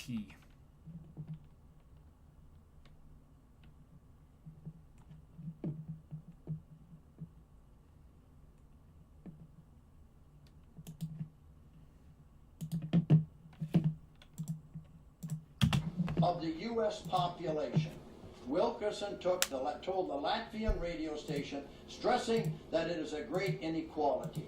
And according to the former official, U.S. foreign policy has generated catastrophic results, particularly in the Middle East. True. The whole problem in the Middle East is by the name of Barack Hussein Obama, alias Barry Soetoro, and his Jew advisors, his communist Jew advisors. Wilkerson told Radio Botcom that the 2003 U.S. invasion of Iraq disrupted the balance of power that had been maintained in the Persian Gulf for over 50 years. The current volatile situation in the region is the result of U.S. actions. Wilkerson, who served as chief of staff to Colin Powell between 2002 and 2005, stressed. All right? This is very important. I stood here.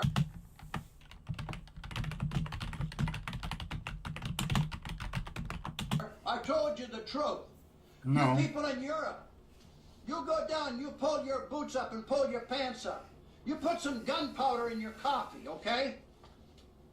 You people in America, it's not only about keeping your powder dry, it's about adhering to it, believing in, and if you have to, you use that Second Amendment. Because the Declaration of Independence said, when government gets so corrupt and tyrannical, it is not only your right, it is your duty to overthrow that criminal government by any means necessary. It is your right, it is your duty. And the same goes for all you white European nations, no matter where you are, and you wonderful white, pure men, women, and children in those nations. It is tyrannical. What's happening is you have all this tyranny that has taken place in the upper portion of your country and of all these communized churches over there in the other countries, over in Sweden and over in Germany and all the other white nations. Your preachers have sold you out, the Jew bankers have sold you out, and your elected leaders have sold you out, and that's 1,000,000 times true for that damn communist Stasi agent Angela Merkel in Germany.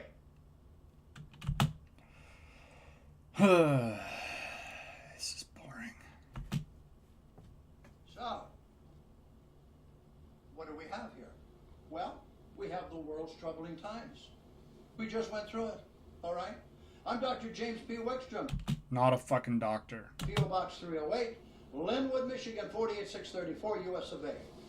My blog site, www.jameswickstrom.com. My email is drjameswickstrom@gmail.com. My presentations to watch in their entirety is Arcodius, Arcodeaus, on YouTube. This stands for the white race, by the way, DNA, okay? Also, Yeah, he has explained it, and it doesn't make any sense, but he's very proud of it because he came up with it. also Arcodius Reloaded, that's 2 words on YouTube, and Arcodius.com. It's Saturday, September 19, 2015. So I've had nothing but good news here. Remember what Paul said, I tell you the truth, and I become your enemy? No, your enemy lies to you, doesn't tell you the truth, is tyrannical, creates treason, subterfuge in your land to allow all these mongrel hordes to come in. This dude is such a bitch. To destroy your beautiful country and your beautiful people and your wonderful culture, all right? And with that, may Yahweh, Yahuwah, Yahivahi in Aramaic, the Christ, bless each and every white man, woman, and child in the world who are truly his sons and daughters. Thank you.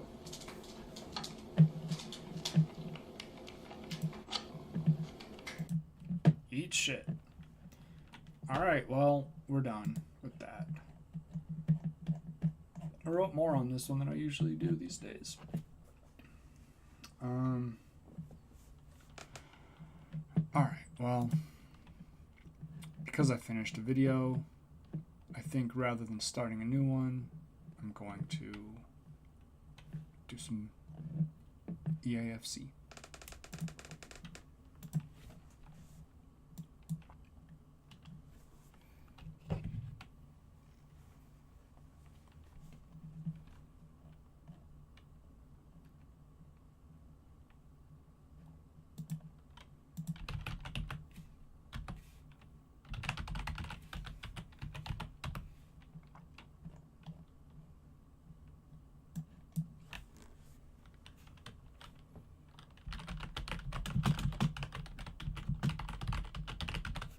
I'm updating the stream details because I'm about to pivot from what I've been doing with the writing to playing soccer.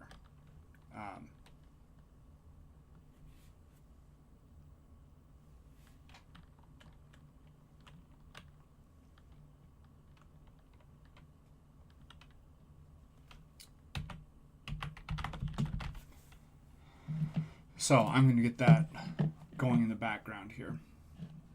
I did just finish a video, so that's why I'm wrapping it up and moving on to something else.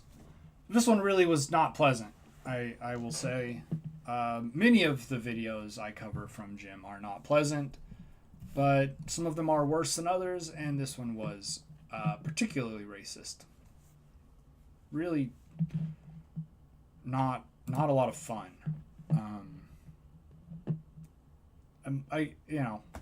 Shockingly, covering a guy who believes that Jewish people are to blame for all of the world's problems is not fun. But anyway,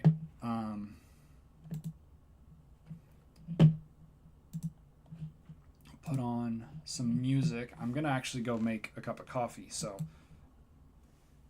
it's a perfect time to join the stream right as I'm about to leave for 10 minutes. But I will leave some music, and when I get back, we will watch some soccer and do some general chatting about things that are not vile white supremacist.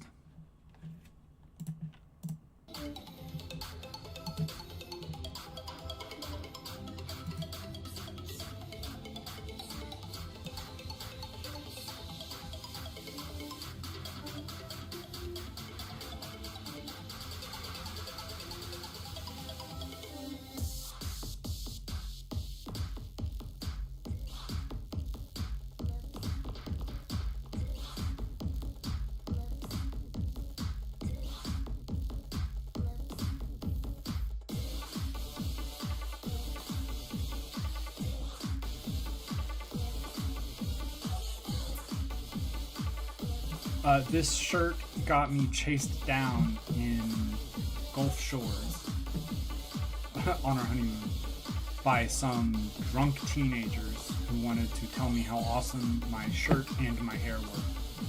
It was very surprising. Very strange experience.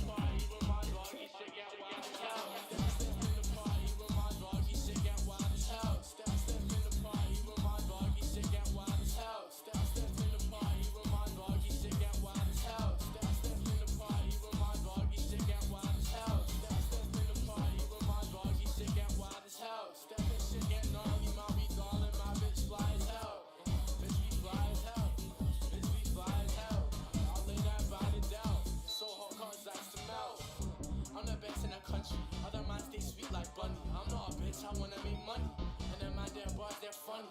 I'm flying that man, they're bummy. Type dude like fucking a bitch for money. Spit shit and then make my eyes smell rich. Run, bro, get on the mic. He drilling. You wanna make something, let's do it. Shit getting moving. See me at the football, I'll be in the blue. I'm a big bad hunt bastard. When the hell turn out with a gala. Switch up, you can't match the master. I get mad up, thick wee bastard. Don't want me in a spot, they can't have us. When the sun come out, I chill and ballad. When I get on a track, I'm Macon. I step in the party with my doggy, shit get wild as hell. Step in shit get gnarly, my wee darling, my bitch fly as hell. Bitch we fly as hell. Bitch we fly as hell. I'll lay that by the Dell. So hot cause that's to melt.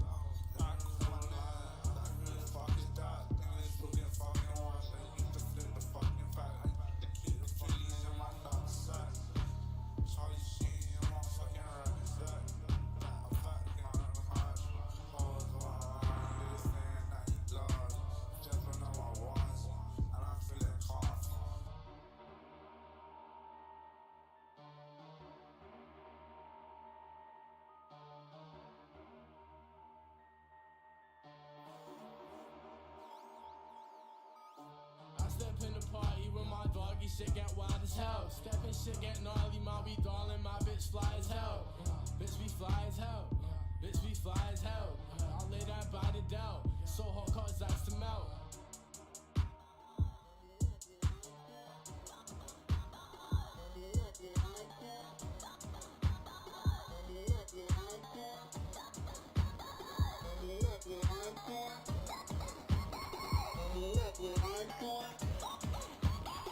You love your hardcore.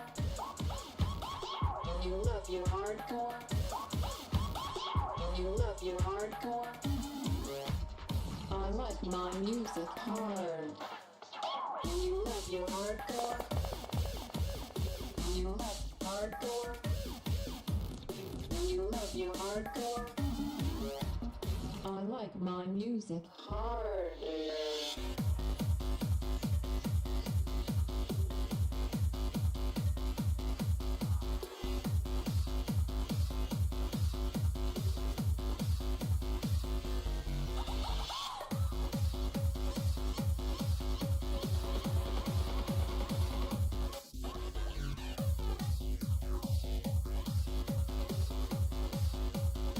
You love your hardcore, hardcore.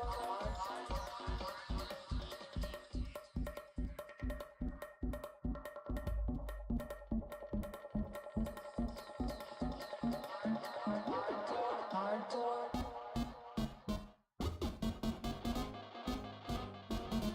You love your hardcore.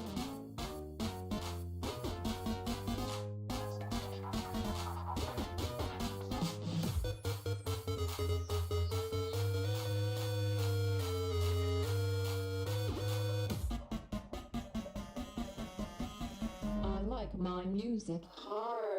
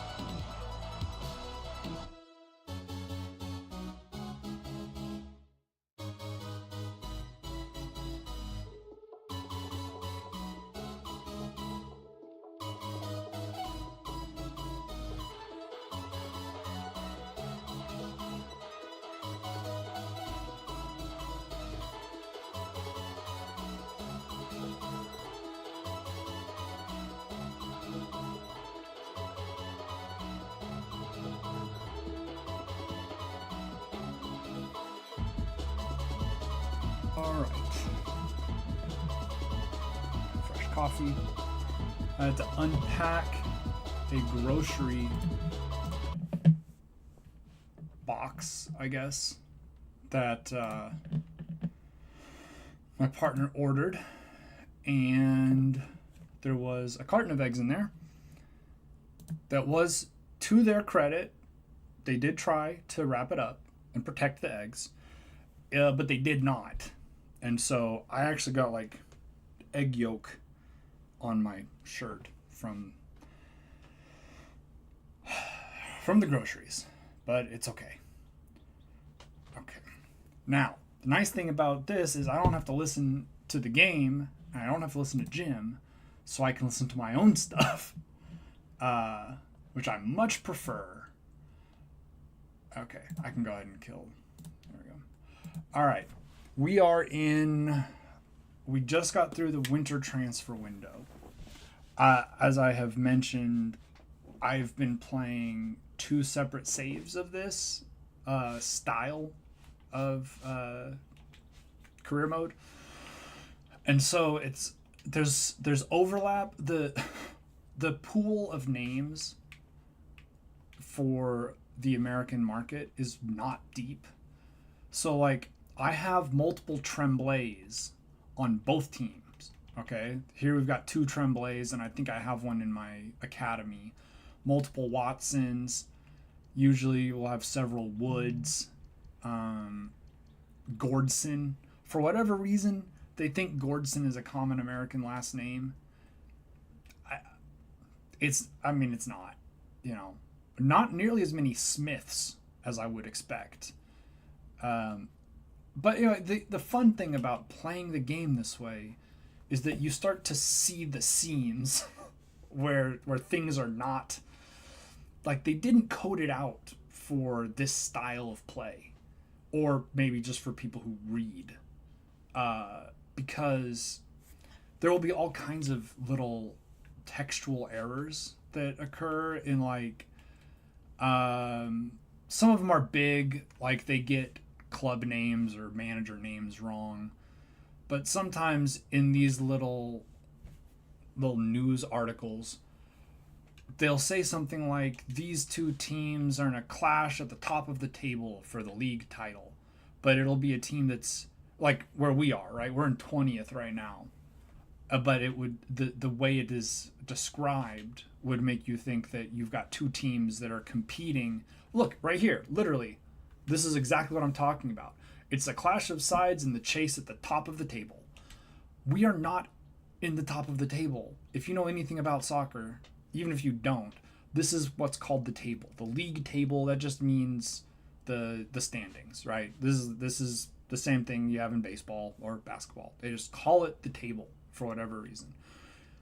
We are in 20th, which is 2 spots out of the relegation zone. We are a long way from being in contention for even promotion, let alone the title. But the game doesn't really the game doesn't actually track what's happening, right? The whatever the back end is, however it interprets things, it doesn't actually like track results. It just sort of throws out a headline that is generically true of many situations, right? It is generically true that a lot of times you're going to have two teams competing that are in the mix. So you just have a standard fill in the X team and Y team are playing, right? You just sort of fill in the blanks there. So I understand that, but it is, man, how much I have, I barely play FIFA compared to the way a lot of people do this. I barely play the game. I am not, I don't play Ultimate Team. I don't play online. I'm not competitive. I pretty much only play it in this method. And even with that, there are a lot of things to complain about. It's a fun game, and I do think that, there are improvements that have made over previous versions. But, like, it doesn't, like, for example, your player stats don't carry over season to season. So, if I wanted to keep track of one of my best players and see, how good were they? Is this system working? Whatever, right? If I don't write down their goals and assists at the end of the season myself, that goes away by the next season, right? There's just no record. Not that like I have to go find it. It's just it only tracks one season at a time. It's not a huge deal, but also how hard would it be to implement some sort of database within the game where you store that information? It's not. It's just basically a snapshot that you could save at the end of each season, and I don't know why that hasn't been implemented. I'll show you Goal USA, by the way. I'm very patriotic. I'll show you after this, but the office where it's supposed to track like your transfers, your record, your season by season performance, and it does. There is a little bit of that. It for some reason is not smart enough to track like transfer records. And again, I know this is sort of these are silly things to complain about. This is a computer game, for children. But it doesn't have any clue like what my largest transfer is as a manager, right? In my other save, I've made multiple like $40-50 million player sales, right? You develop a player, they are finally worth enough to move on, and then you sell them. And I have made a few very large player sales, but it says that my career largest transfer fee was like $7 million. But it'll show me within the season window, so the 2028-2029 season, I'll show you when this game is over what the actual like page looks like, and it'll make more sense. But this is a stupid idea that I had. Another goal for the U.S. So there are a few ways you can play FIFA or sports games in general, right? you can play as a player. You can create a player and have like a career where you only play. We'll go with Madden, right? You make a quarterback and you just play quarterback. Or you can play controlling both sides of the team. So you're playing as, the Indianapolis Colts or the Dallas Cowboys, and you control the offense and the defense, and you play on both sides. You can also just run the team as the coach, right? So you set the lineups, and then you just you press go and let the teams play. That's how I'm playing FIFA, right? I'm the manager of the team. I set up the team, and then we just go try to win games, and I don't really play. One of the things you can do, and you can do this in football too, but you can scout and you have youth academies. And what I have done is I have restricted my player pool of players that are eligible to play for my soccer team. The only players that are eligible to play are players that are born in the United States and come through my academy. So I'm not signing players. I'm not getting free agents. I'm recruiting American players and then developing them, and then they're the only players that can play for my team. There is a club in Spain, in La Liga, that does this. I don't want to get it wrong. I think it's Athletic Bilbao. And they will only sign, I believe, Basque players. That's just a policy. And they have, had some success. It's a very difficult thing to do. It's very stupid, frankly. And why I'm doing it is because it's a silly way to play this game that makes it interesting, because the game can become boring very quickly, I have learned. So because I'm limiting myself, you get one scouting report a month that'll have like 5 to 10 players on it, and most of them will be bad. And that's all I get to try and take a team from the worst league in English soccer to the best league, to try to become the best team in the world. Oof, he was off, but that was a nice header. Anyway, it's just sort of artificially tying my hand behind my back to make it more difficult. And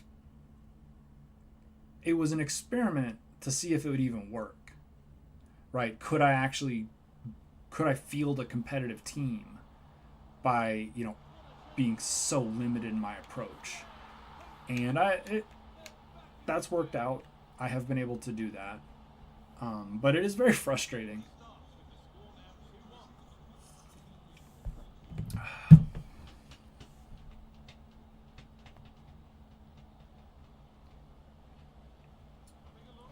I'm glad that you like the flowers.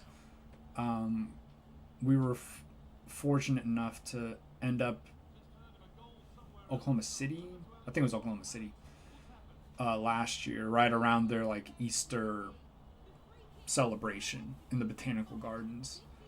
They had a tulip fest, so it was very beautiful. And just luck of the draw, we didn't know that it was going on. We were just taking a little weekend trip away. And, look, you just did the same thing. You arranged a tulip display. I don't know that the botanical gardens in Oklahoma City are better than the more southern. Miami is a huge place. Florida is a huge place. Oklahoma has a population of 3 million. Sorry, my apologies. I forgot it was orchids, not tulips. In that case, I guess you will have to make a trip to Oklahoma City. They also have a Shakespeare festival in Oklahoma City.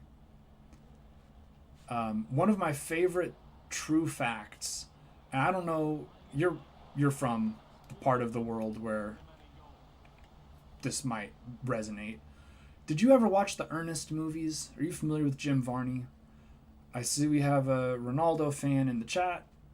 I'm going to immediately antagonize you by saying that I much prefer Messi to Ronaldo. But I don't dispute his goal scoring ability. But I'm not a big Ronaldo fan. I'm a Messi guy. Okay. Well, did you know that Jim Varney was a classically trained Shakespearean actor who participated in the Oklahoma Shakespeare Festival regularly? Know what I mean, Vern? Yeah, man. It is true. The guy who played Slinky Dog in Toy Story also was a Shakespearean actor.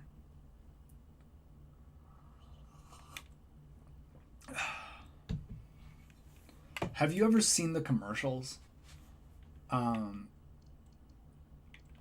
Ernest is obviously that was my dad influenced me because I mean it's before my time, but seeing it's just interesting. We lost to Bournemouth on pens. That's fine. Like, basically, that's the equivalent of if they made a movie or a series of movies about Flo from Progressive, which they did kind of try to do with the Geico Cavemen. If you remember the Geico So Easy a Caveman Could Do It commercials, they turned that into a TV show. Like, I think it got 6 episodes. Nick Kroll was in it. I don't know who else was in it. But the commercials, it's like making SNL movies, right? Yeah, it's a funny little commercial to see a guy who looks like, a Neanderthal, but he's just having a normal life, and you're being rude by assuming he's, not very smart. Those are funny little commercials. Doing the Night at the Roxbury thing, that's funny for like a 2-minute sketch. But when you're trying to stretch it out over like 30 minutes, 90 minutes, it starts to fall apart very quickly. And yeah, I think they figured it out. But for whatever reason, it worked with Jim Varney and with the Ernest movies.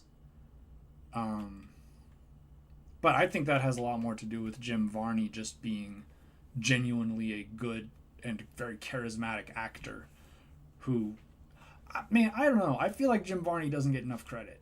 I'm going deep on my Jim Varney love, I guess. But he was a lot like Jim Carrey, except not as improvisational. He had the very wacky style, very out there, and a very expressive face. But he just, I don't know. I have basically no. Oh, I was going to show you The Office. So in here is my career. So this shows my overall career record. We've played 332 games. And then we can look at the seasons, right? The season records. So this says my record transfer fee is 0, which would basically mean I've never sold a player.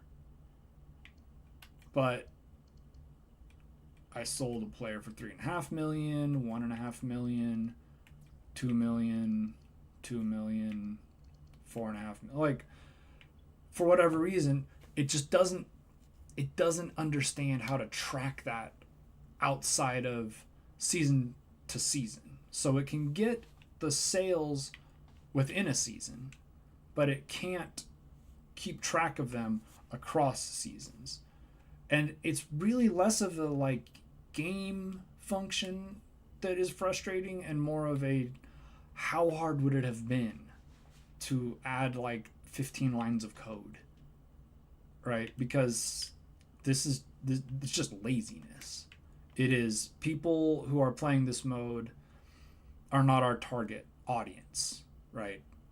Our target audience are people who play Ultimate Team and spend money on buying points and things, which I don't do basically on principle.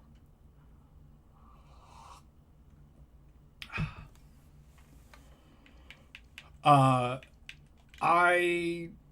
far as a date goes, I don't know that we will ever be back there for a tulip festival, but I believe it was Easter weekend.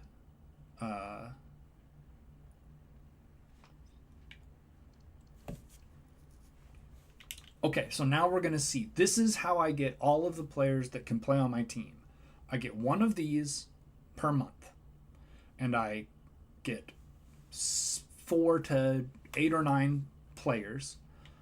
They have to be 16 or older in order to play for my team. So if they're 14, I can sign them into the youth academy, but I can't sign them to play for me, right? So they're not useful to me as a player until they are 16. These guys, none of them are going to be very good, so I'm sending them to go play for somebody else. Good luck, children. You know, that guy, maybe he'll be good enough to play. And that's the fun part. The fun part is the randomness of, did you get an exciting player in your youth academy, right? And then you get to see, oh, this guy's going to be a superstar. This guy is going to be bad. And it keeps the game sort of interesting. Well, we lost to Burnley.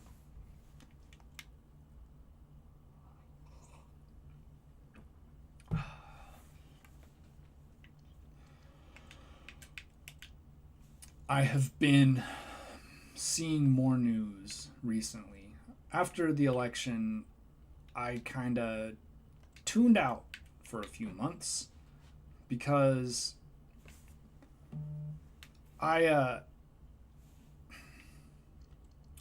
I'm very concerned, but obsessively reading every stupid thing that gets said, whether or not there's any chance of it becoming policy or whether it's just being said to make people upset, that is not, it's not helpful to my life. And so I've kind of been distancing myself from social media and that for a while, but I've started to re-engage, and we are in trouble. I don't imagine I'm blowing anybody's mind with that, but we are in trouble in this country. Let's bring... I mean, he's the best player we've got out right now.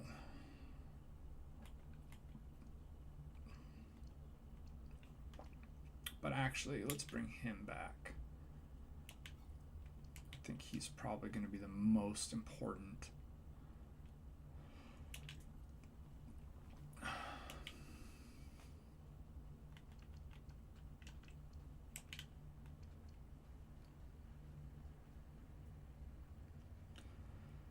Yeah, I'm not actually.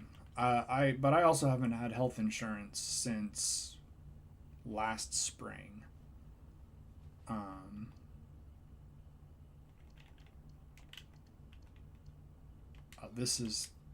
That's the weekly sheet, so we don't want to save that. Yeah, more of like, I am aware of how serious the situation is, and I don't need to see every single update the way I did the first presidency, right? Like, I was never a hardcore, like vote blue kind of guy. I was already more to the left than that, but the pearl clutching on the left of the horrific things that are being said, I like fair enough, the administration and the people on that side of the aisle, and in fact, some of the people on my ostensible side of the aisle, some of the things they have said about, for example, Palestinians or immigrants to this country who are non-white or here illegally. You know, a lot of that is just meant to be upsetting. It is just meant to hurt people. It's not meant to do anything. It's not productive. It's not policy. Oof, we got waxed. It's just to be cruel. It's just to make people scared. And I don't want to consume more of that than I have to. So I've been trying to sort of moderate how much I consume. But boy, shit is dark. I'm also trying not to. God damn, we're getting spanked out here. I'm trying not to be overly reactive. I'm trying not to be overly doom and gloom. But I am feeling doom and gloom about the state of things. Bad.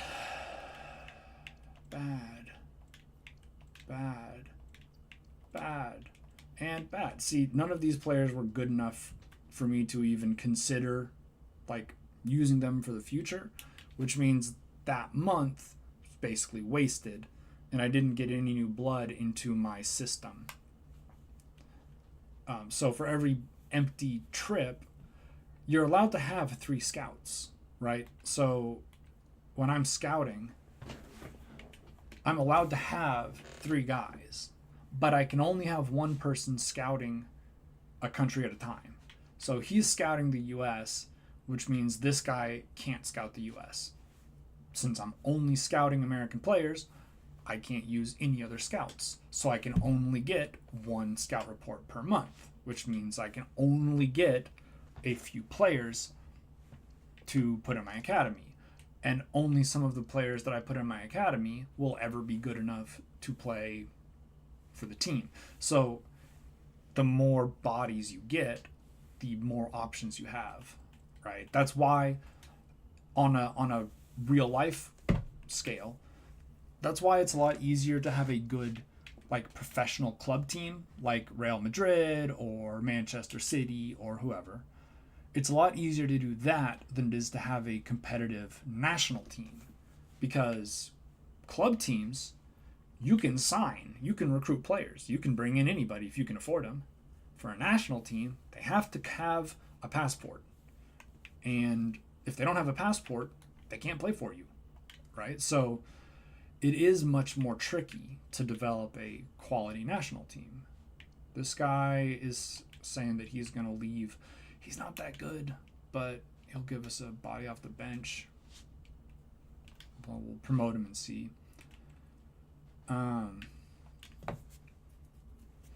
So yeah, this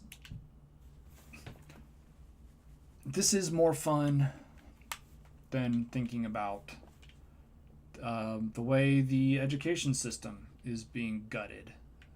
There's a fucking anti-Christian bias task force. It's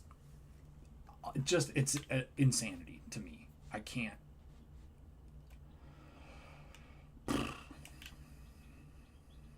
Good stuff.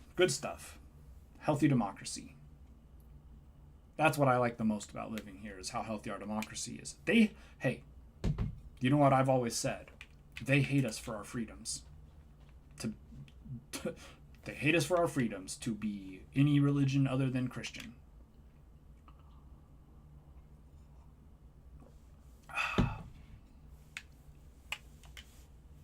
All right, well, the season is almost over. We've only got a few games left. We are clear of the relegation zone at this point. So that's good. Don't have to worry about that too much.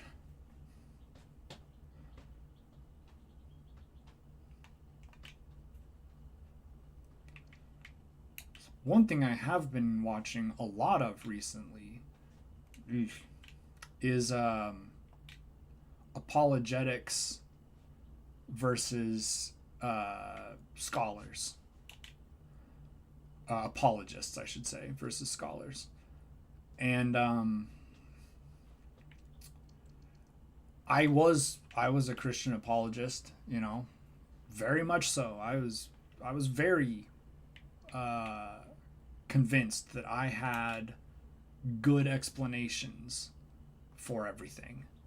And the farther I move away from that, finally we got the dub, the more clearly I see the flaws in the arguments that I used to make.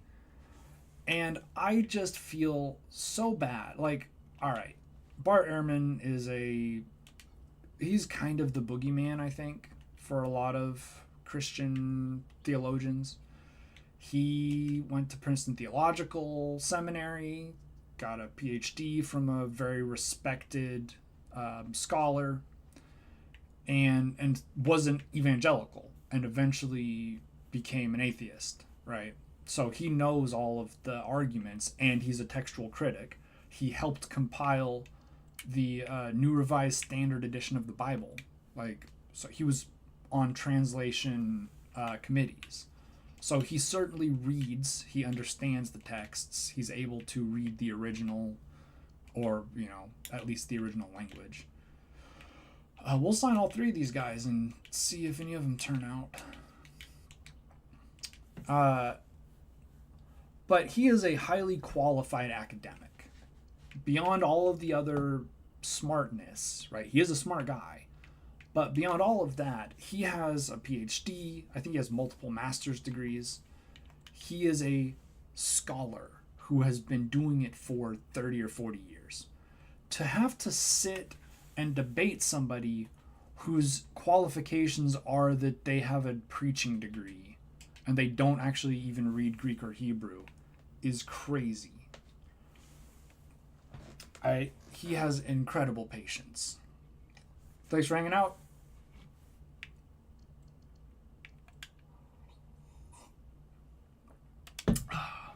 I have a lot of respect for his ability to not just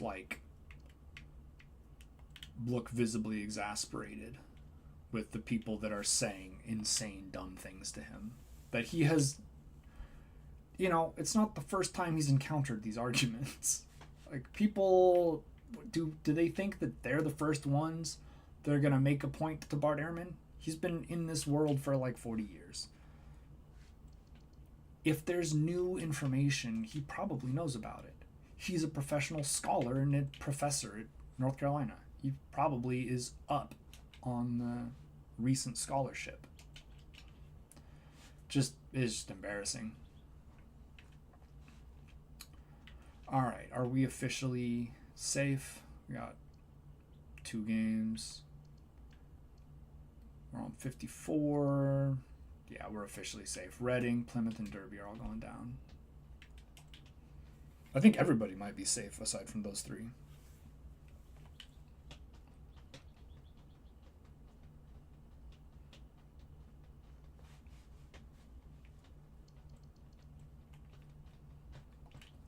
Sorry, Iceland. I will not be coaching for you.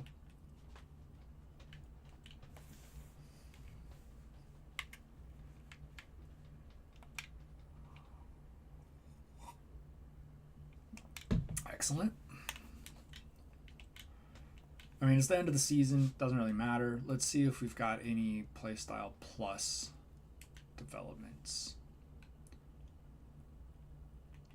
I don't know who the guy is that just put in his transfer request.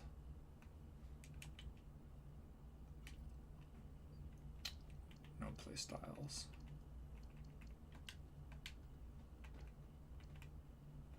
Okay, we did get a Playstyle Plus on him. He doesn't have any playstyles. Those guys maybe. Okay. This is the guy who just put in transfer request. Okay, well, it doesn't matter.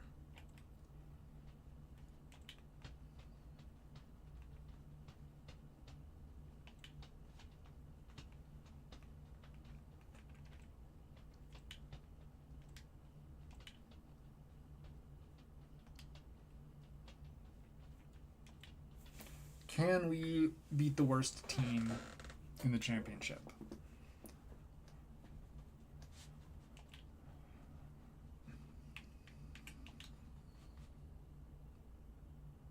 Yes.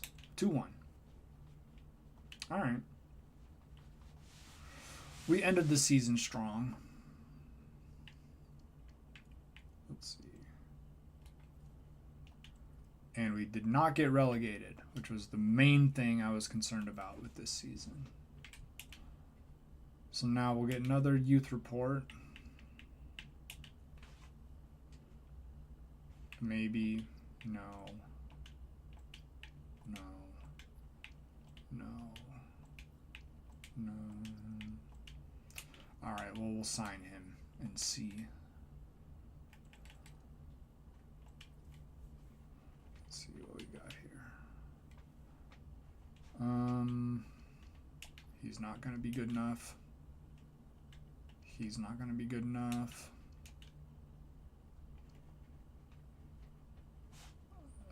He's not going to be good enough. He might be. He's not going to be good enough.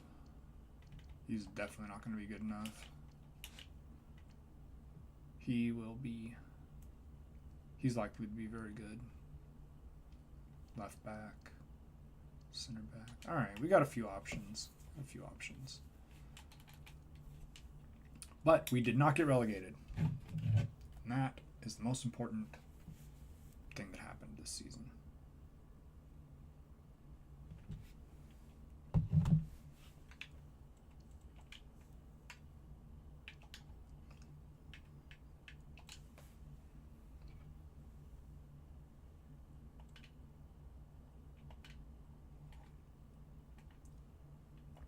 The one thing I have to worry about is youth players becoming unsettled and deciding to cancel their contracts.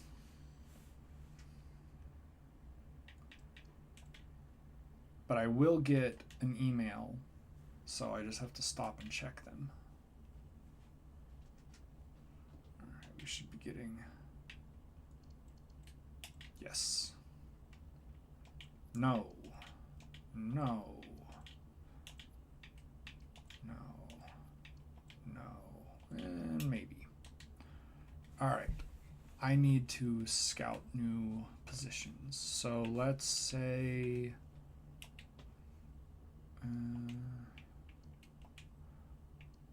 let's just scout straight down the spine. And cams. Give you false. No. Target forward. Shadow striker. And then defender. Alright. So we will get a scouting report back in a few weeks. And fingers crossed.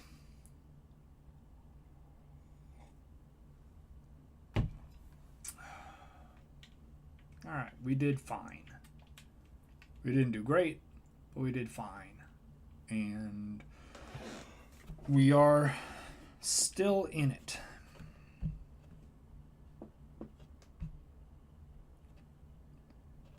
This always takes a while.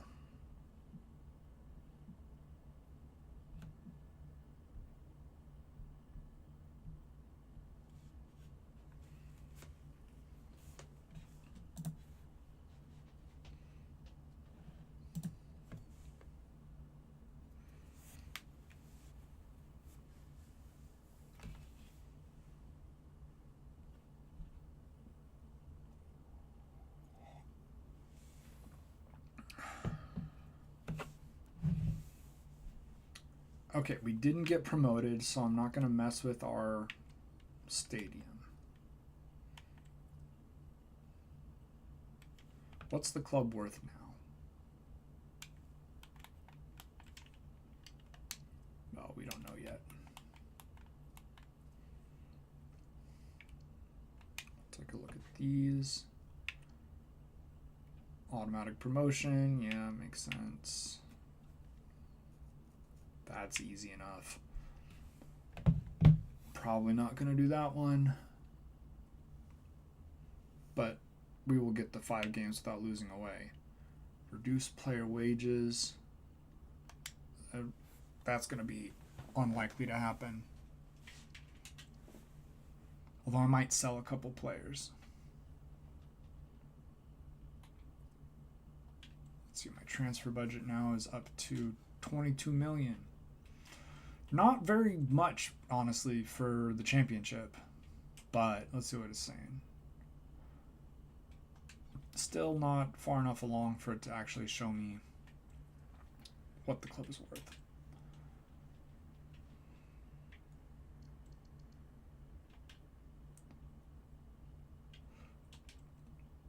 I do need to go and see about players to sell or not.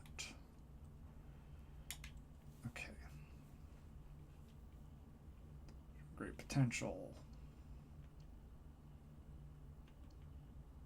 Great potential. We're going to sell this one. And we're going to send him on loan, but we will renew that contract.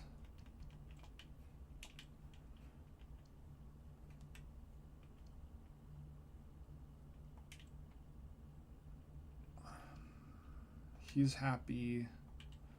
We're just going to block offers for him. Showing great potential. Potential to be special. So we're going to block offers. And we'll also go ahead and re-sign him.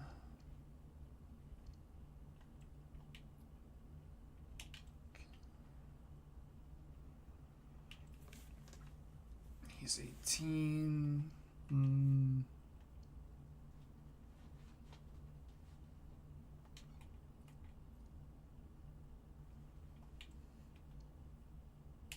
Sell him.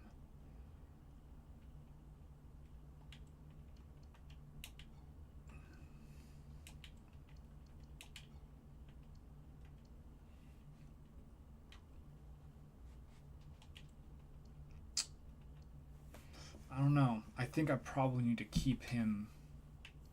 Maybe I'll go with the 5 at the 3 at the back, maybe. Could do that.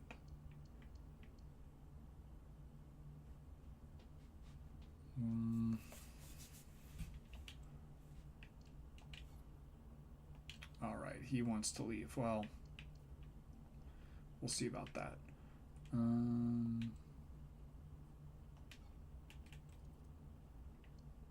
Potential to be special.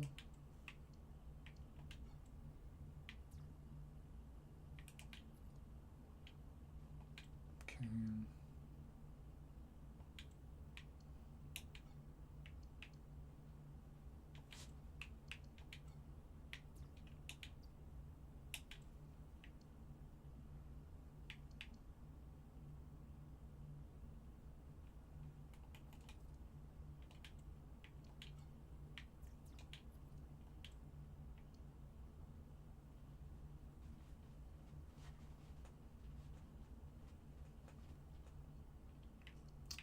Oh, these guys are both loaned out to Oxford.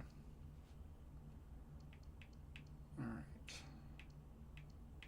Everybody else is good and locked up. So now it's just about like, who can I get rid of?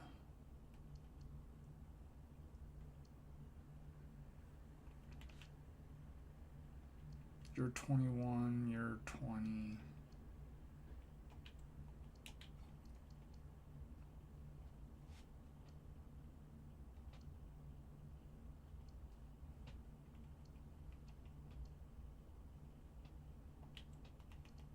Definitely want him to go get minutes. All right, let's look at our.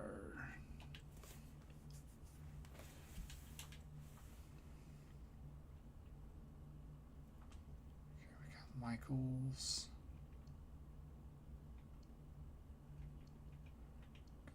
Martin here. What are our.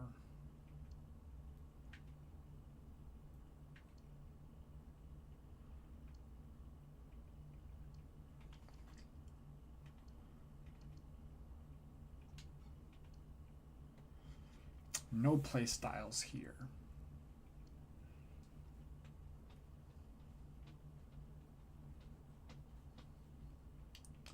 I think I'm gonna have to see about making him a striker, maybe. I don't know.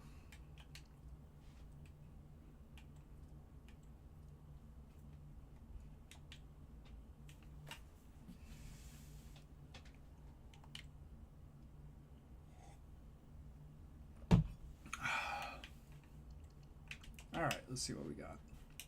Also, we're going to be getting a scout report soon.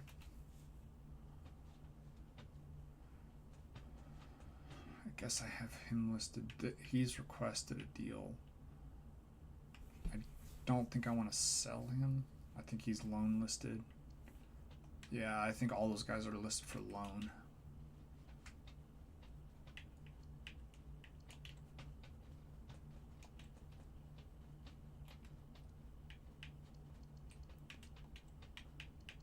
Another player hopefully out the door. Yeah, those are all just transfers.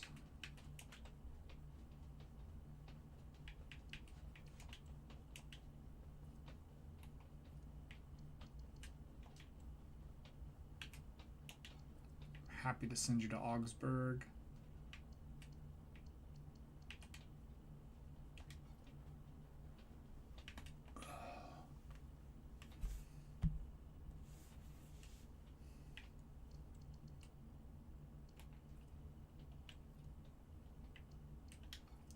Care.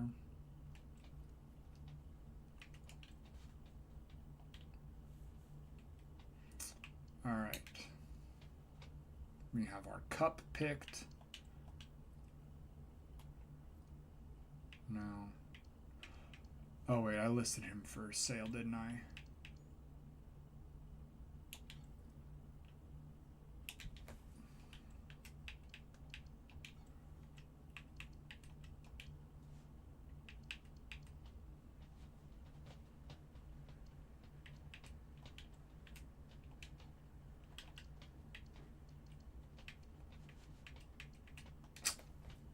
Not getting as many loan requests as I was hoping I would get.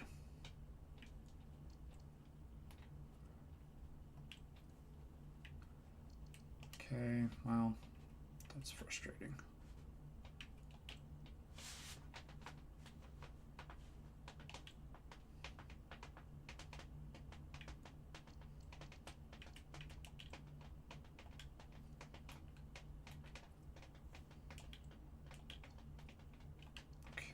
Get him out. Nope, nope. Man, none of these offers are in my best interest.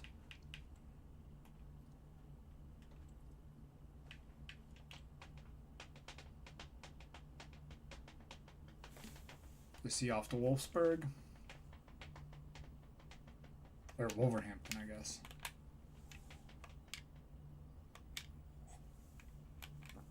He is. That's good.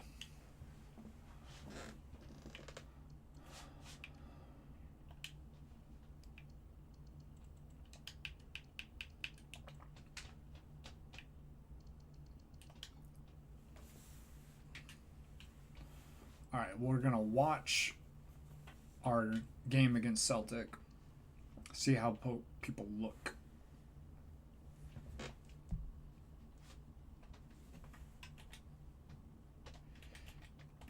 Okay, we got him out. Classic American name, Pierre.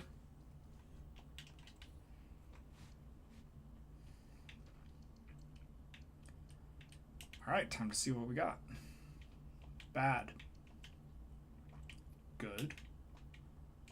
Very bad. Very bad. Very bad. Mostly bad. Very bad. So one potential player.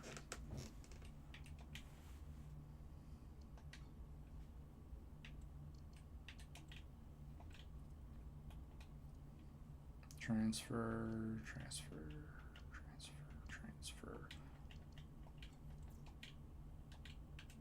Couple people trying to get loans going. That's good.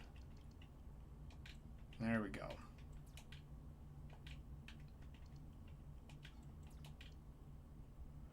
Both of those guys.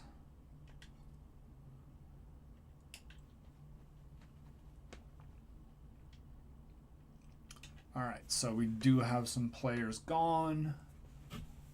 So we have to make a few swaps.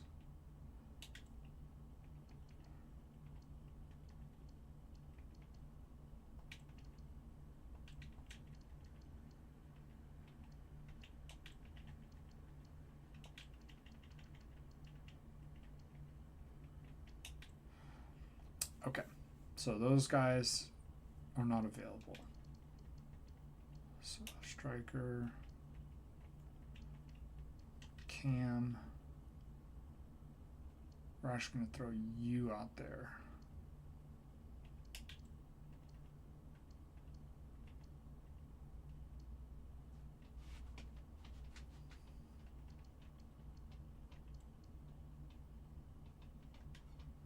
I think that'll be fine.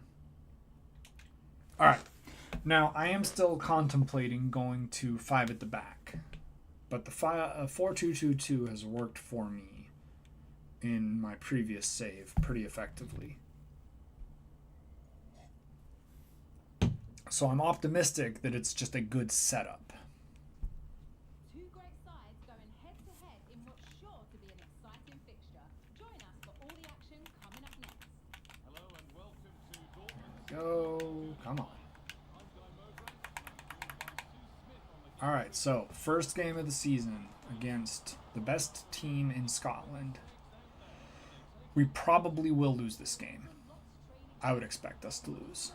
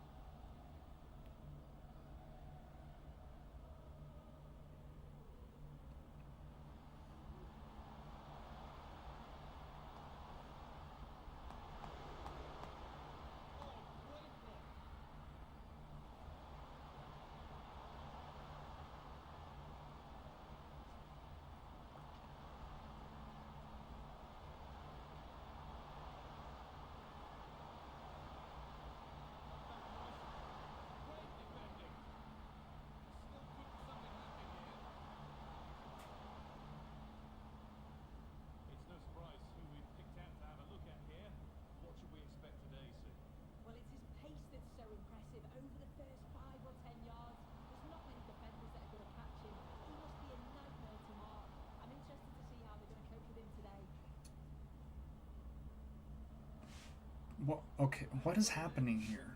The ball movement is like okay. And then it's like guys are forgetting their own offense.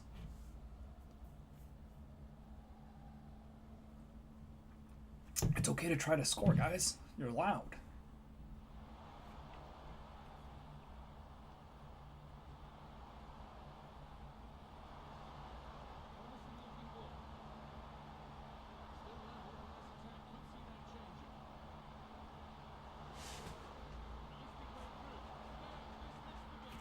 And there's the first goal given up to Diogo Jota. Well,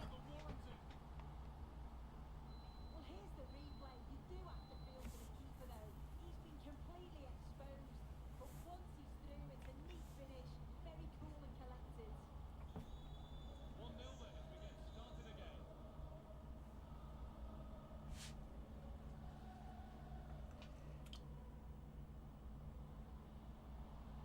can we do something with this pretty decent shot attempt there, in fairness? I can watch the Real Betis game. Real Betis, I guess, maybe. That features an American while I'm playing soccer. It's like soccer inception. But of course, Betis is in La Liga, so it's a different league. Decent defending. Pretty good save. You know, it's looking okay. This 4-2-2-2.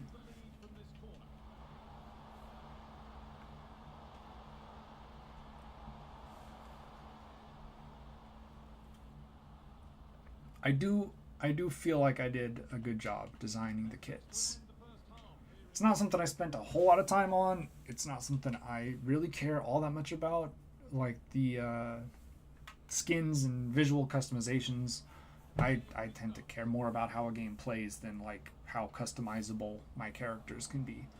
But I did spend a little bit of time deciding on how to put together the kits. And I like these colors. If the U.S. national team did kits like these, I would be happy, right? I would think that they are a nice looking jersey. I have a couple other ones. They're cleaner. This is a sort of busy with the red and blue stripes, but I do have a cleaner one. That's I have one that's based on a current kit with the sort of red sash around the bottom. Good goal. But I also have one that's just white with a blue and a red stripe, sort of off center, that I think looks really clean. This is a subject of much debate for whatever reason among US fans, is that apparently some of our soccer kits have been swagless. I don't know. But there are certainly plenty of people out there with ideas for how to make a nice looking red, white, and blue based set of jerseys. Shouldn't be too difficult.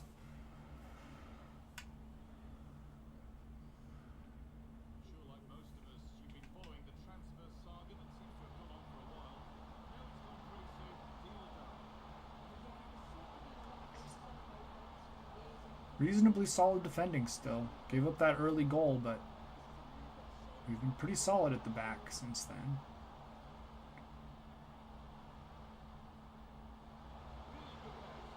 That was a mistake, though, and a fortunate save. Oh, God.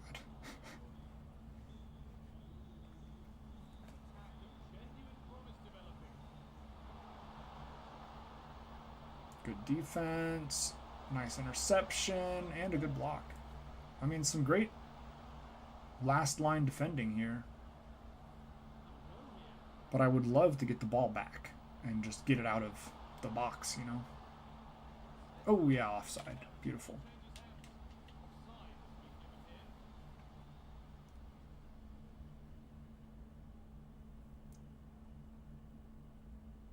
Can we get a late winner? Good move by Cameron to get clear, cut it back. Nice move by Thompson, cut it across. Oh, beautiful. That's what I call soccer, folks. Unselfish play, not taking the shot from a tough angle, cutting it back to your teammate for a wide open goal. So, I was expecting us to be thoroughly outplayed, and we have not been. Even a draw would have been a good result in my mind before the start of this game. So I'm pleased. Celtic is not Premier League good, but they are Champions League good, and they are the sort of team that would very likely dominate the championship, which is the league table that we're in.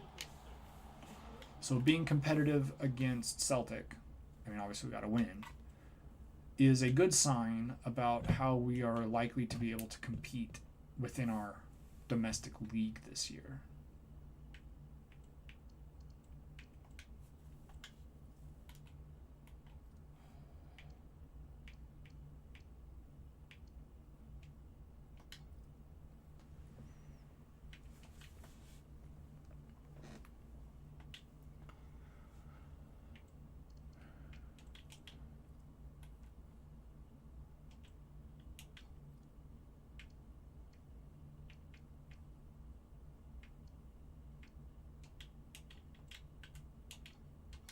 Alright. Hopefully those guys will both go out on loan for us.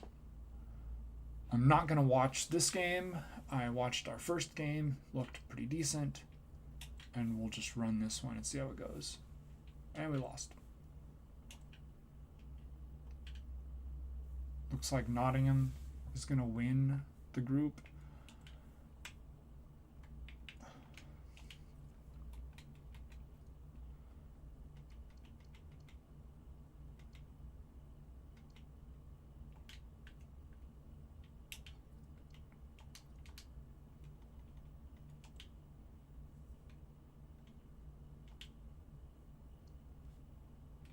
All right, somebody's moving. Gabriel. Have fun in Sarsfield, wherever that is.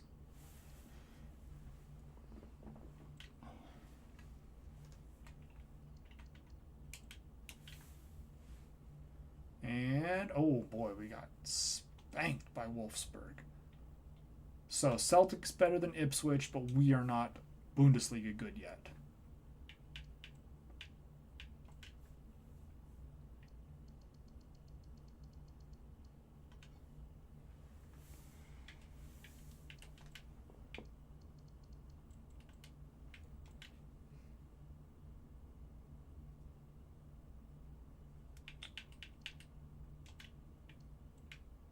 Any of these loan offers? No.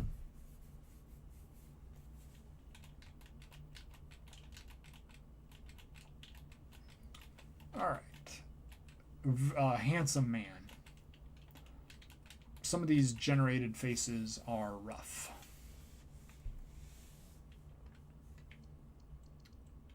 All right. Now we're also going to watch the first game of season. Actually, I'm going to see if I can get another coach.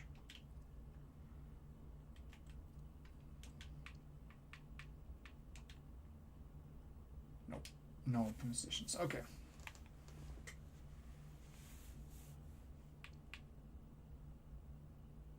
Actually gonna trade you.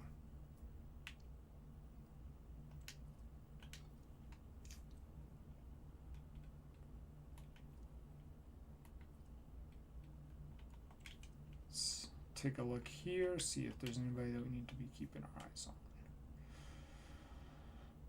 on. Maybe, no,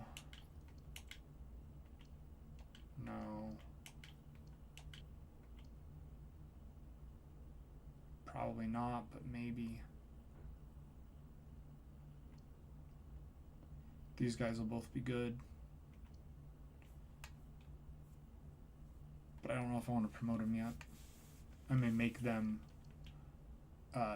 force my hand on the promotion thing, and then this guy he'll be good.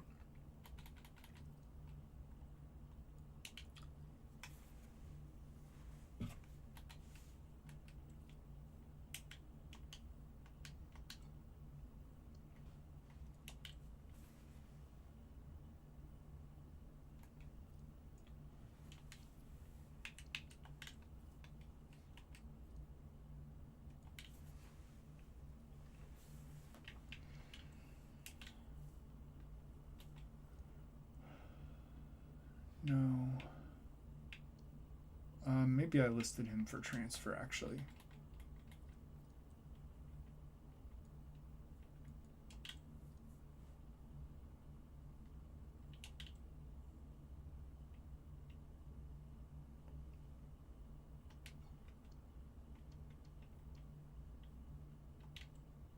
I did.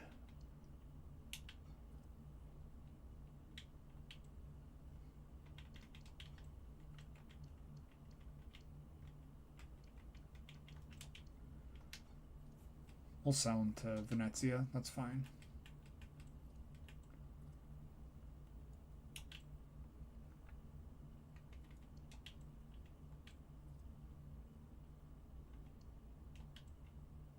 So they were like, 16 million. That's the highest we're going to go.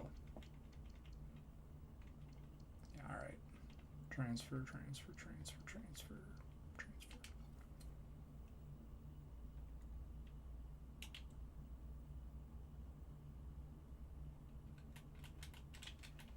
And out he goes.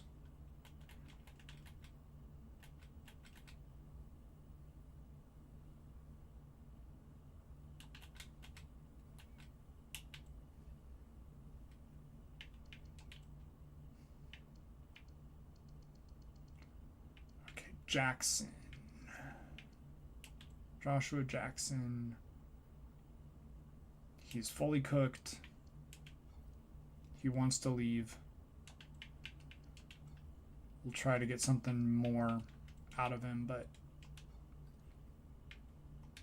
he can go.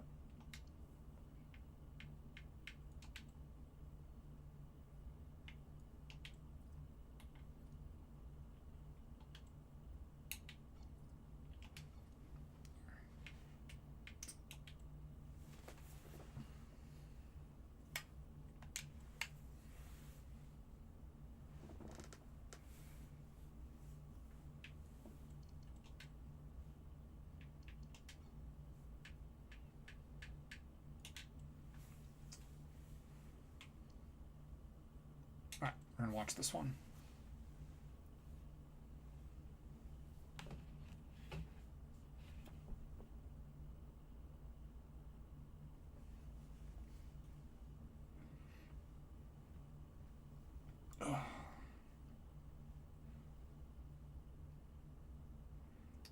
I will also probably wrap up a little bit earlier today than I normally do.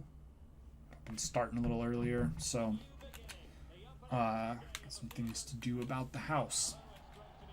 So we will probably get through maybe another scout report or two, and then I'll call it for the day. Really dumb idea to try to take that shot, but starting aggressive.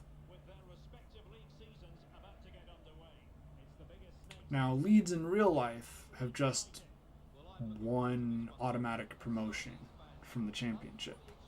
I don't know what Leeds have been doing in this game in the past few years, because we're currently in like 2030. And he was not off. Nope, it's not off. That's so frustrating. Anyway, we're several years ahead of the real world, so I don't know. You know, there's clubs could have gone up and down in that time. Good. Terrible. Why has he tried 3 times to take that shot from directly in front of a defender? From 25 yards.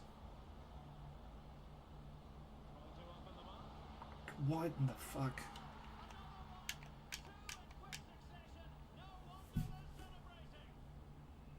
Center backs are a problem for me. Always are. Good lord. Whatever Leeds has set up to do, it is basically totally eliminating my team. We have no options on offense, and on defense, we are porous.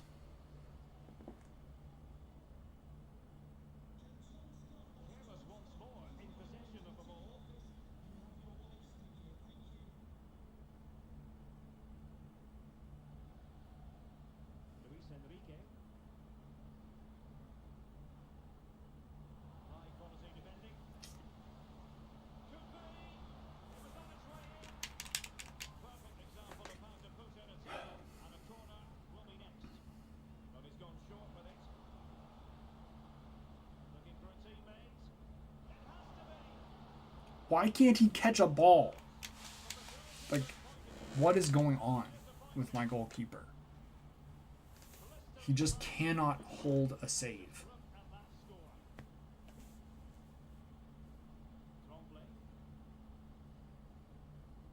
And we're just taking shots from 50 yards. I don't know why we're doing that now when we weren't doing this against Celtic.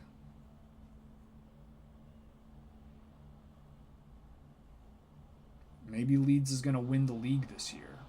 You know, maybe that is just like there's a real gap between the top team in League One, or the Championship, I guess, and my team. But man, we are getting hammered.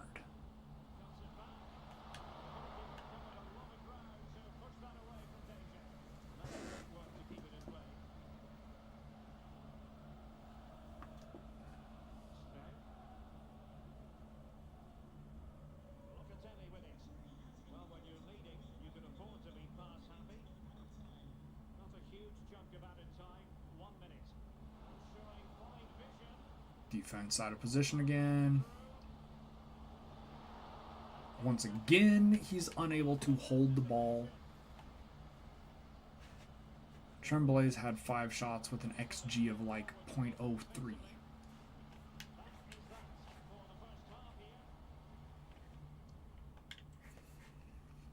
Not the greatest of starts.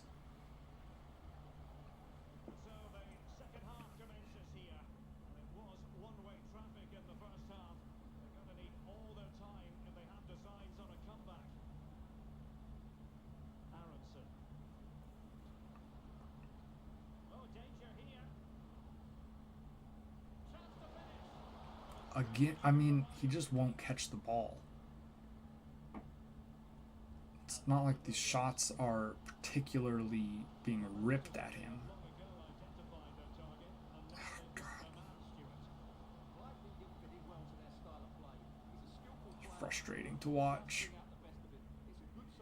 And what happened in the last save is that I ended up, my other save, I should say, is that I ended up stuck in the Championship for a few years trying to develop my players. So it may just be that this is a year where, again, my players are improving, but still just not good enough at enough positions.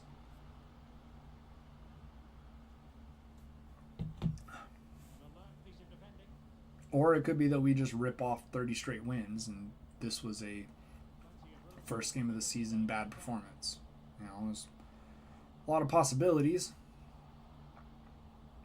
but it hasn't looked good for us in this game.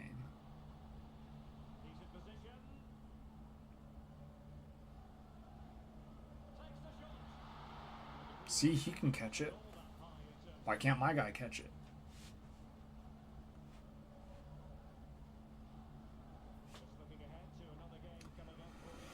All right, really, I'd like to just... Well, I was going to say I'd like to get out of this without it getting any worse, but it just got worse. By my own countryman, the traitor, Brendan Aronson, who is shockingly still at Leeds in the year 2032 or whatever this season is.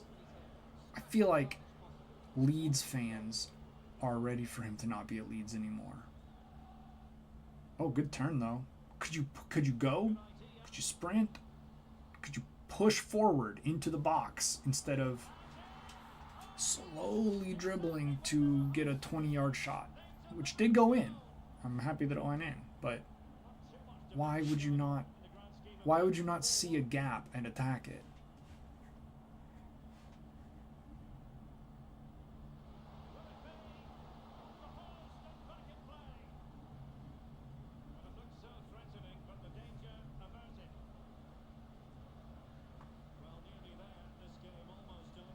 Pretty poor touch there. Straight to Locatelli.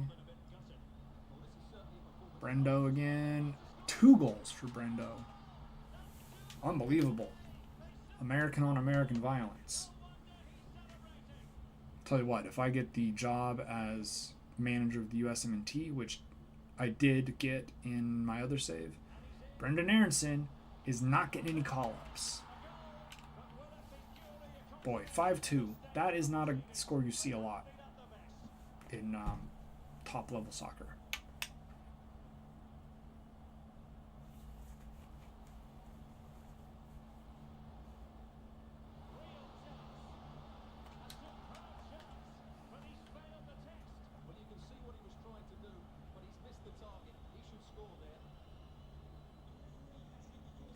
Let's just get this one over with, guys. Get home and live to play another game. Alright, that was terrible. But it's the start of the season. We're not in any danger of relegation yet. I do not do press. As a piece of knowledge in advance, I don't do press. Boring. Should be getting a new youth report soon, which is what we're really in this for. Okay, we sold him. That's fine.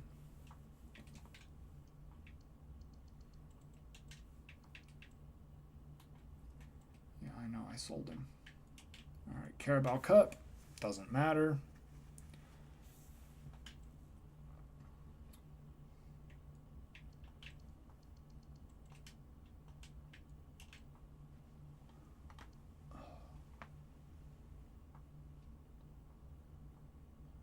I do need to go ahead and set up my rotated side.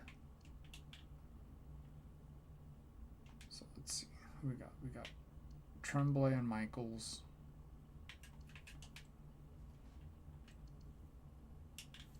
Cameron. Watson.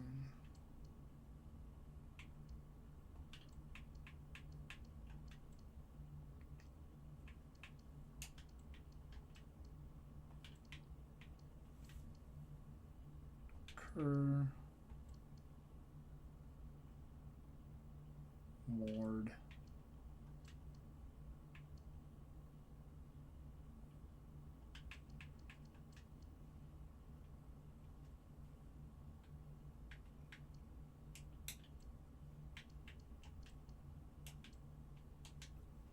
Okay. I may actually swap out my starting keeper as well for this guy. A little bit worse diving, a little bit worse handling, worse reflexes, but these two play styles,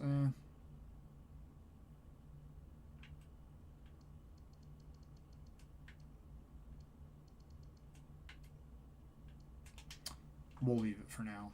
Alright, well, we're going to go with this rotation for the Carabao Cup. And we'll just see. No idea how this lineup is going to do. We won on pens.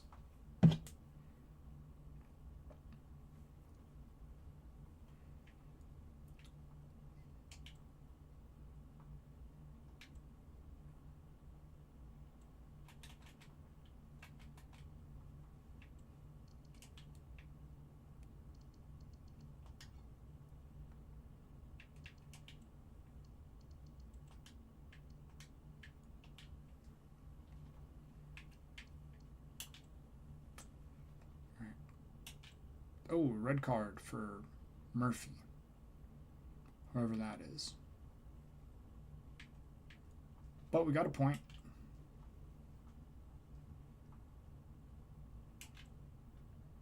Alright, I got a scout report.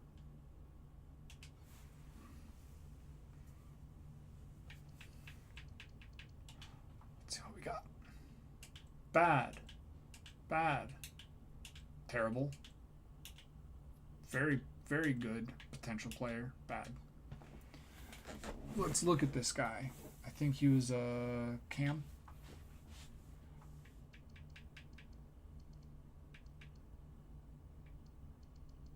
No, center mid. Okay, he's close to finding a spot on the bench. He's not. Although, play styles, I don't know. He's also close to finding a spot on the team.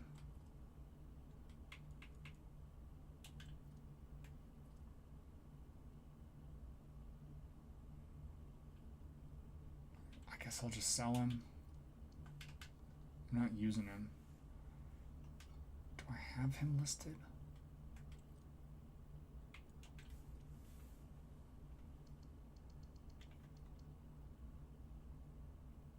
He's 18, 68 overall left back. Okay. I've got 2 better left backs and 1 on loan. So we'll just...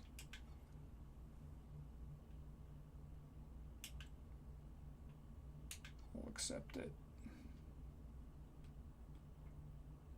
Alright, that's fine.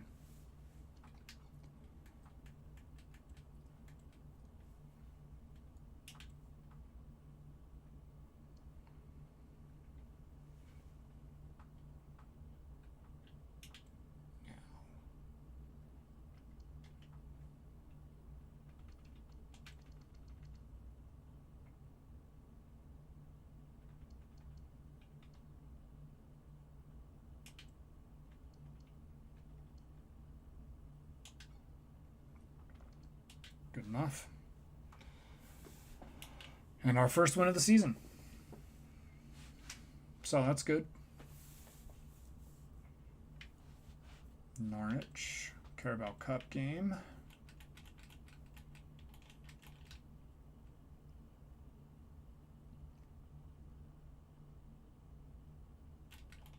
Okay, got him out. It's just trying to get these guys that you've got to promote the first few seasons because you don't have bodies on the bench. Figuring out which ones of those can you just get rid of, which ones of them are developing enough that you need to keep them around.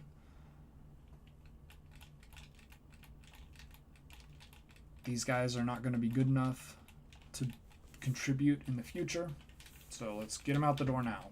Make sure that we've got room on the bench to promote players.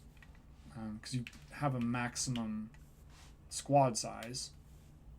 So I can't just promote as many players as I want and leave them on the bench. You know, from time to time, you've got to move players in and out. And we lost. But I don't care.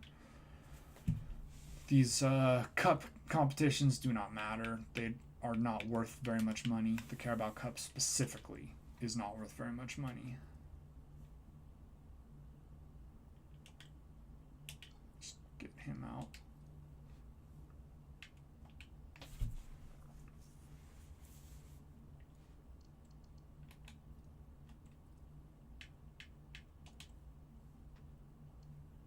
And sold.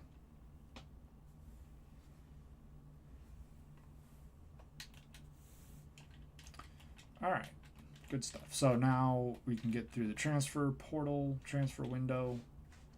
I've been keeping up with basketball, so transfer portal is on my brain. Anyway, we don't have to worry about deadline day. Let's quick sim, and we'll take a point.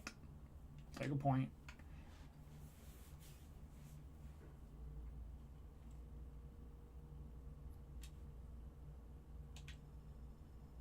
Just get through the day.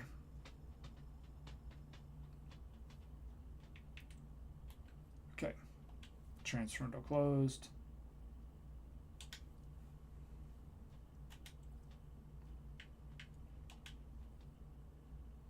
So we'll get to another youth scout and then we'll call it, I think, for the day. The international window. You know what? Since there was such a long international break, maybe I'll go through the next month too. But just trying to get some of these games out of the way. Try and keep our heads above water here in the early part of the season. 15th. All right, we've got a youth report. See if we've got anybody there. No. No. No. And no. Disappointing.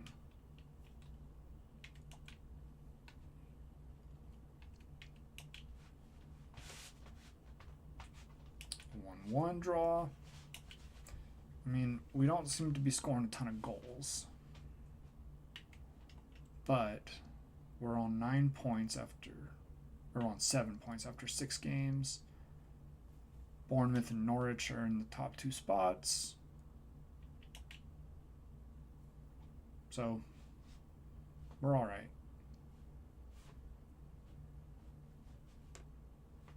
Be nice to beat Sunderland.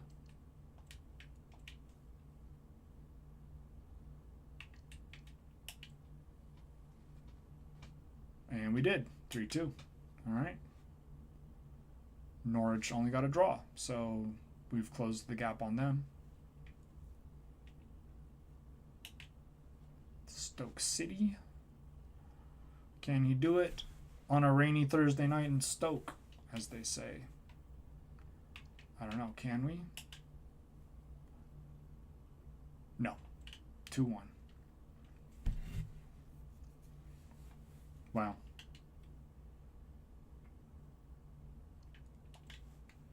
Can we beat Sheffield Wednesday? The Owls.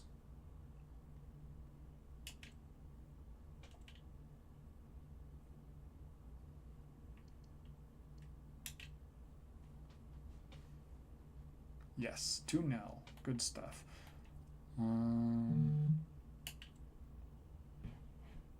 Norwich 1. I mean, it's early in the season. I'm not up into 7th, so I'm not super duper worried about 1st or 2nd at the moment.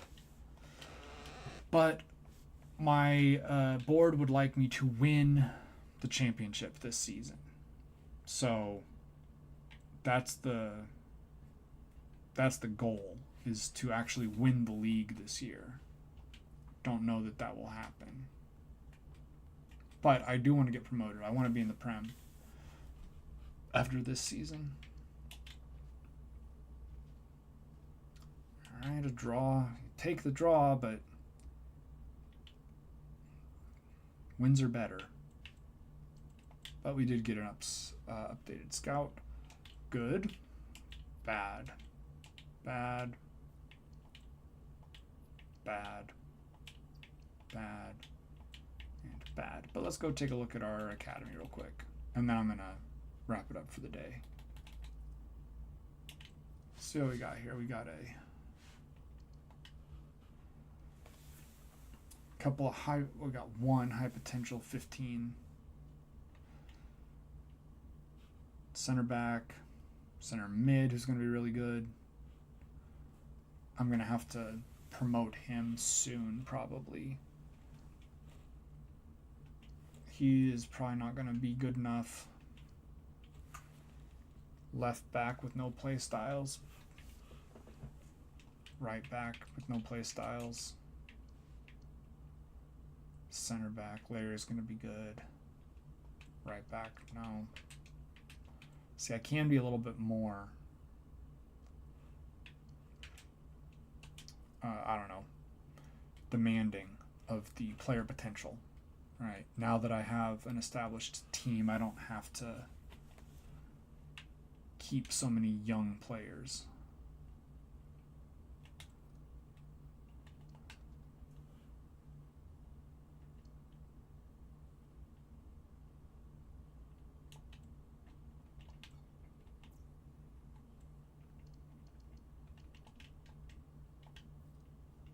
All right.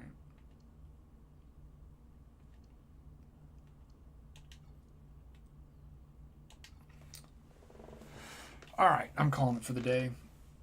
We're going to go ahead and save and get out of here.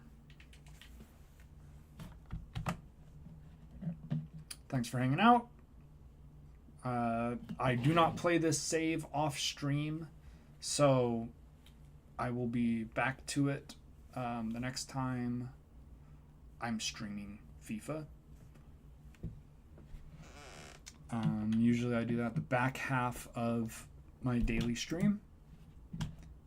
So we may do it tomorrow, may not. But for the day, we're calling it.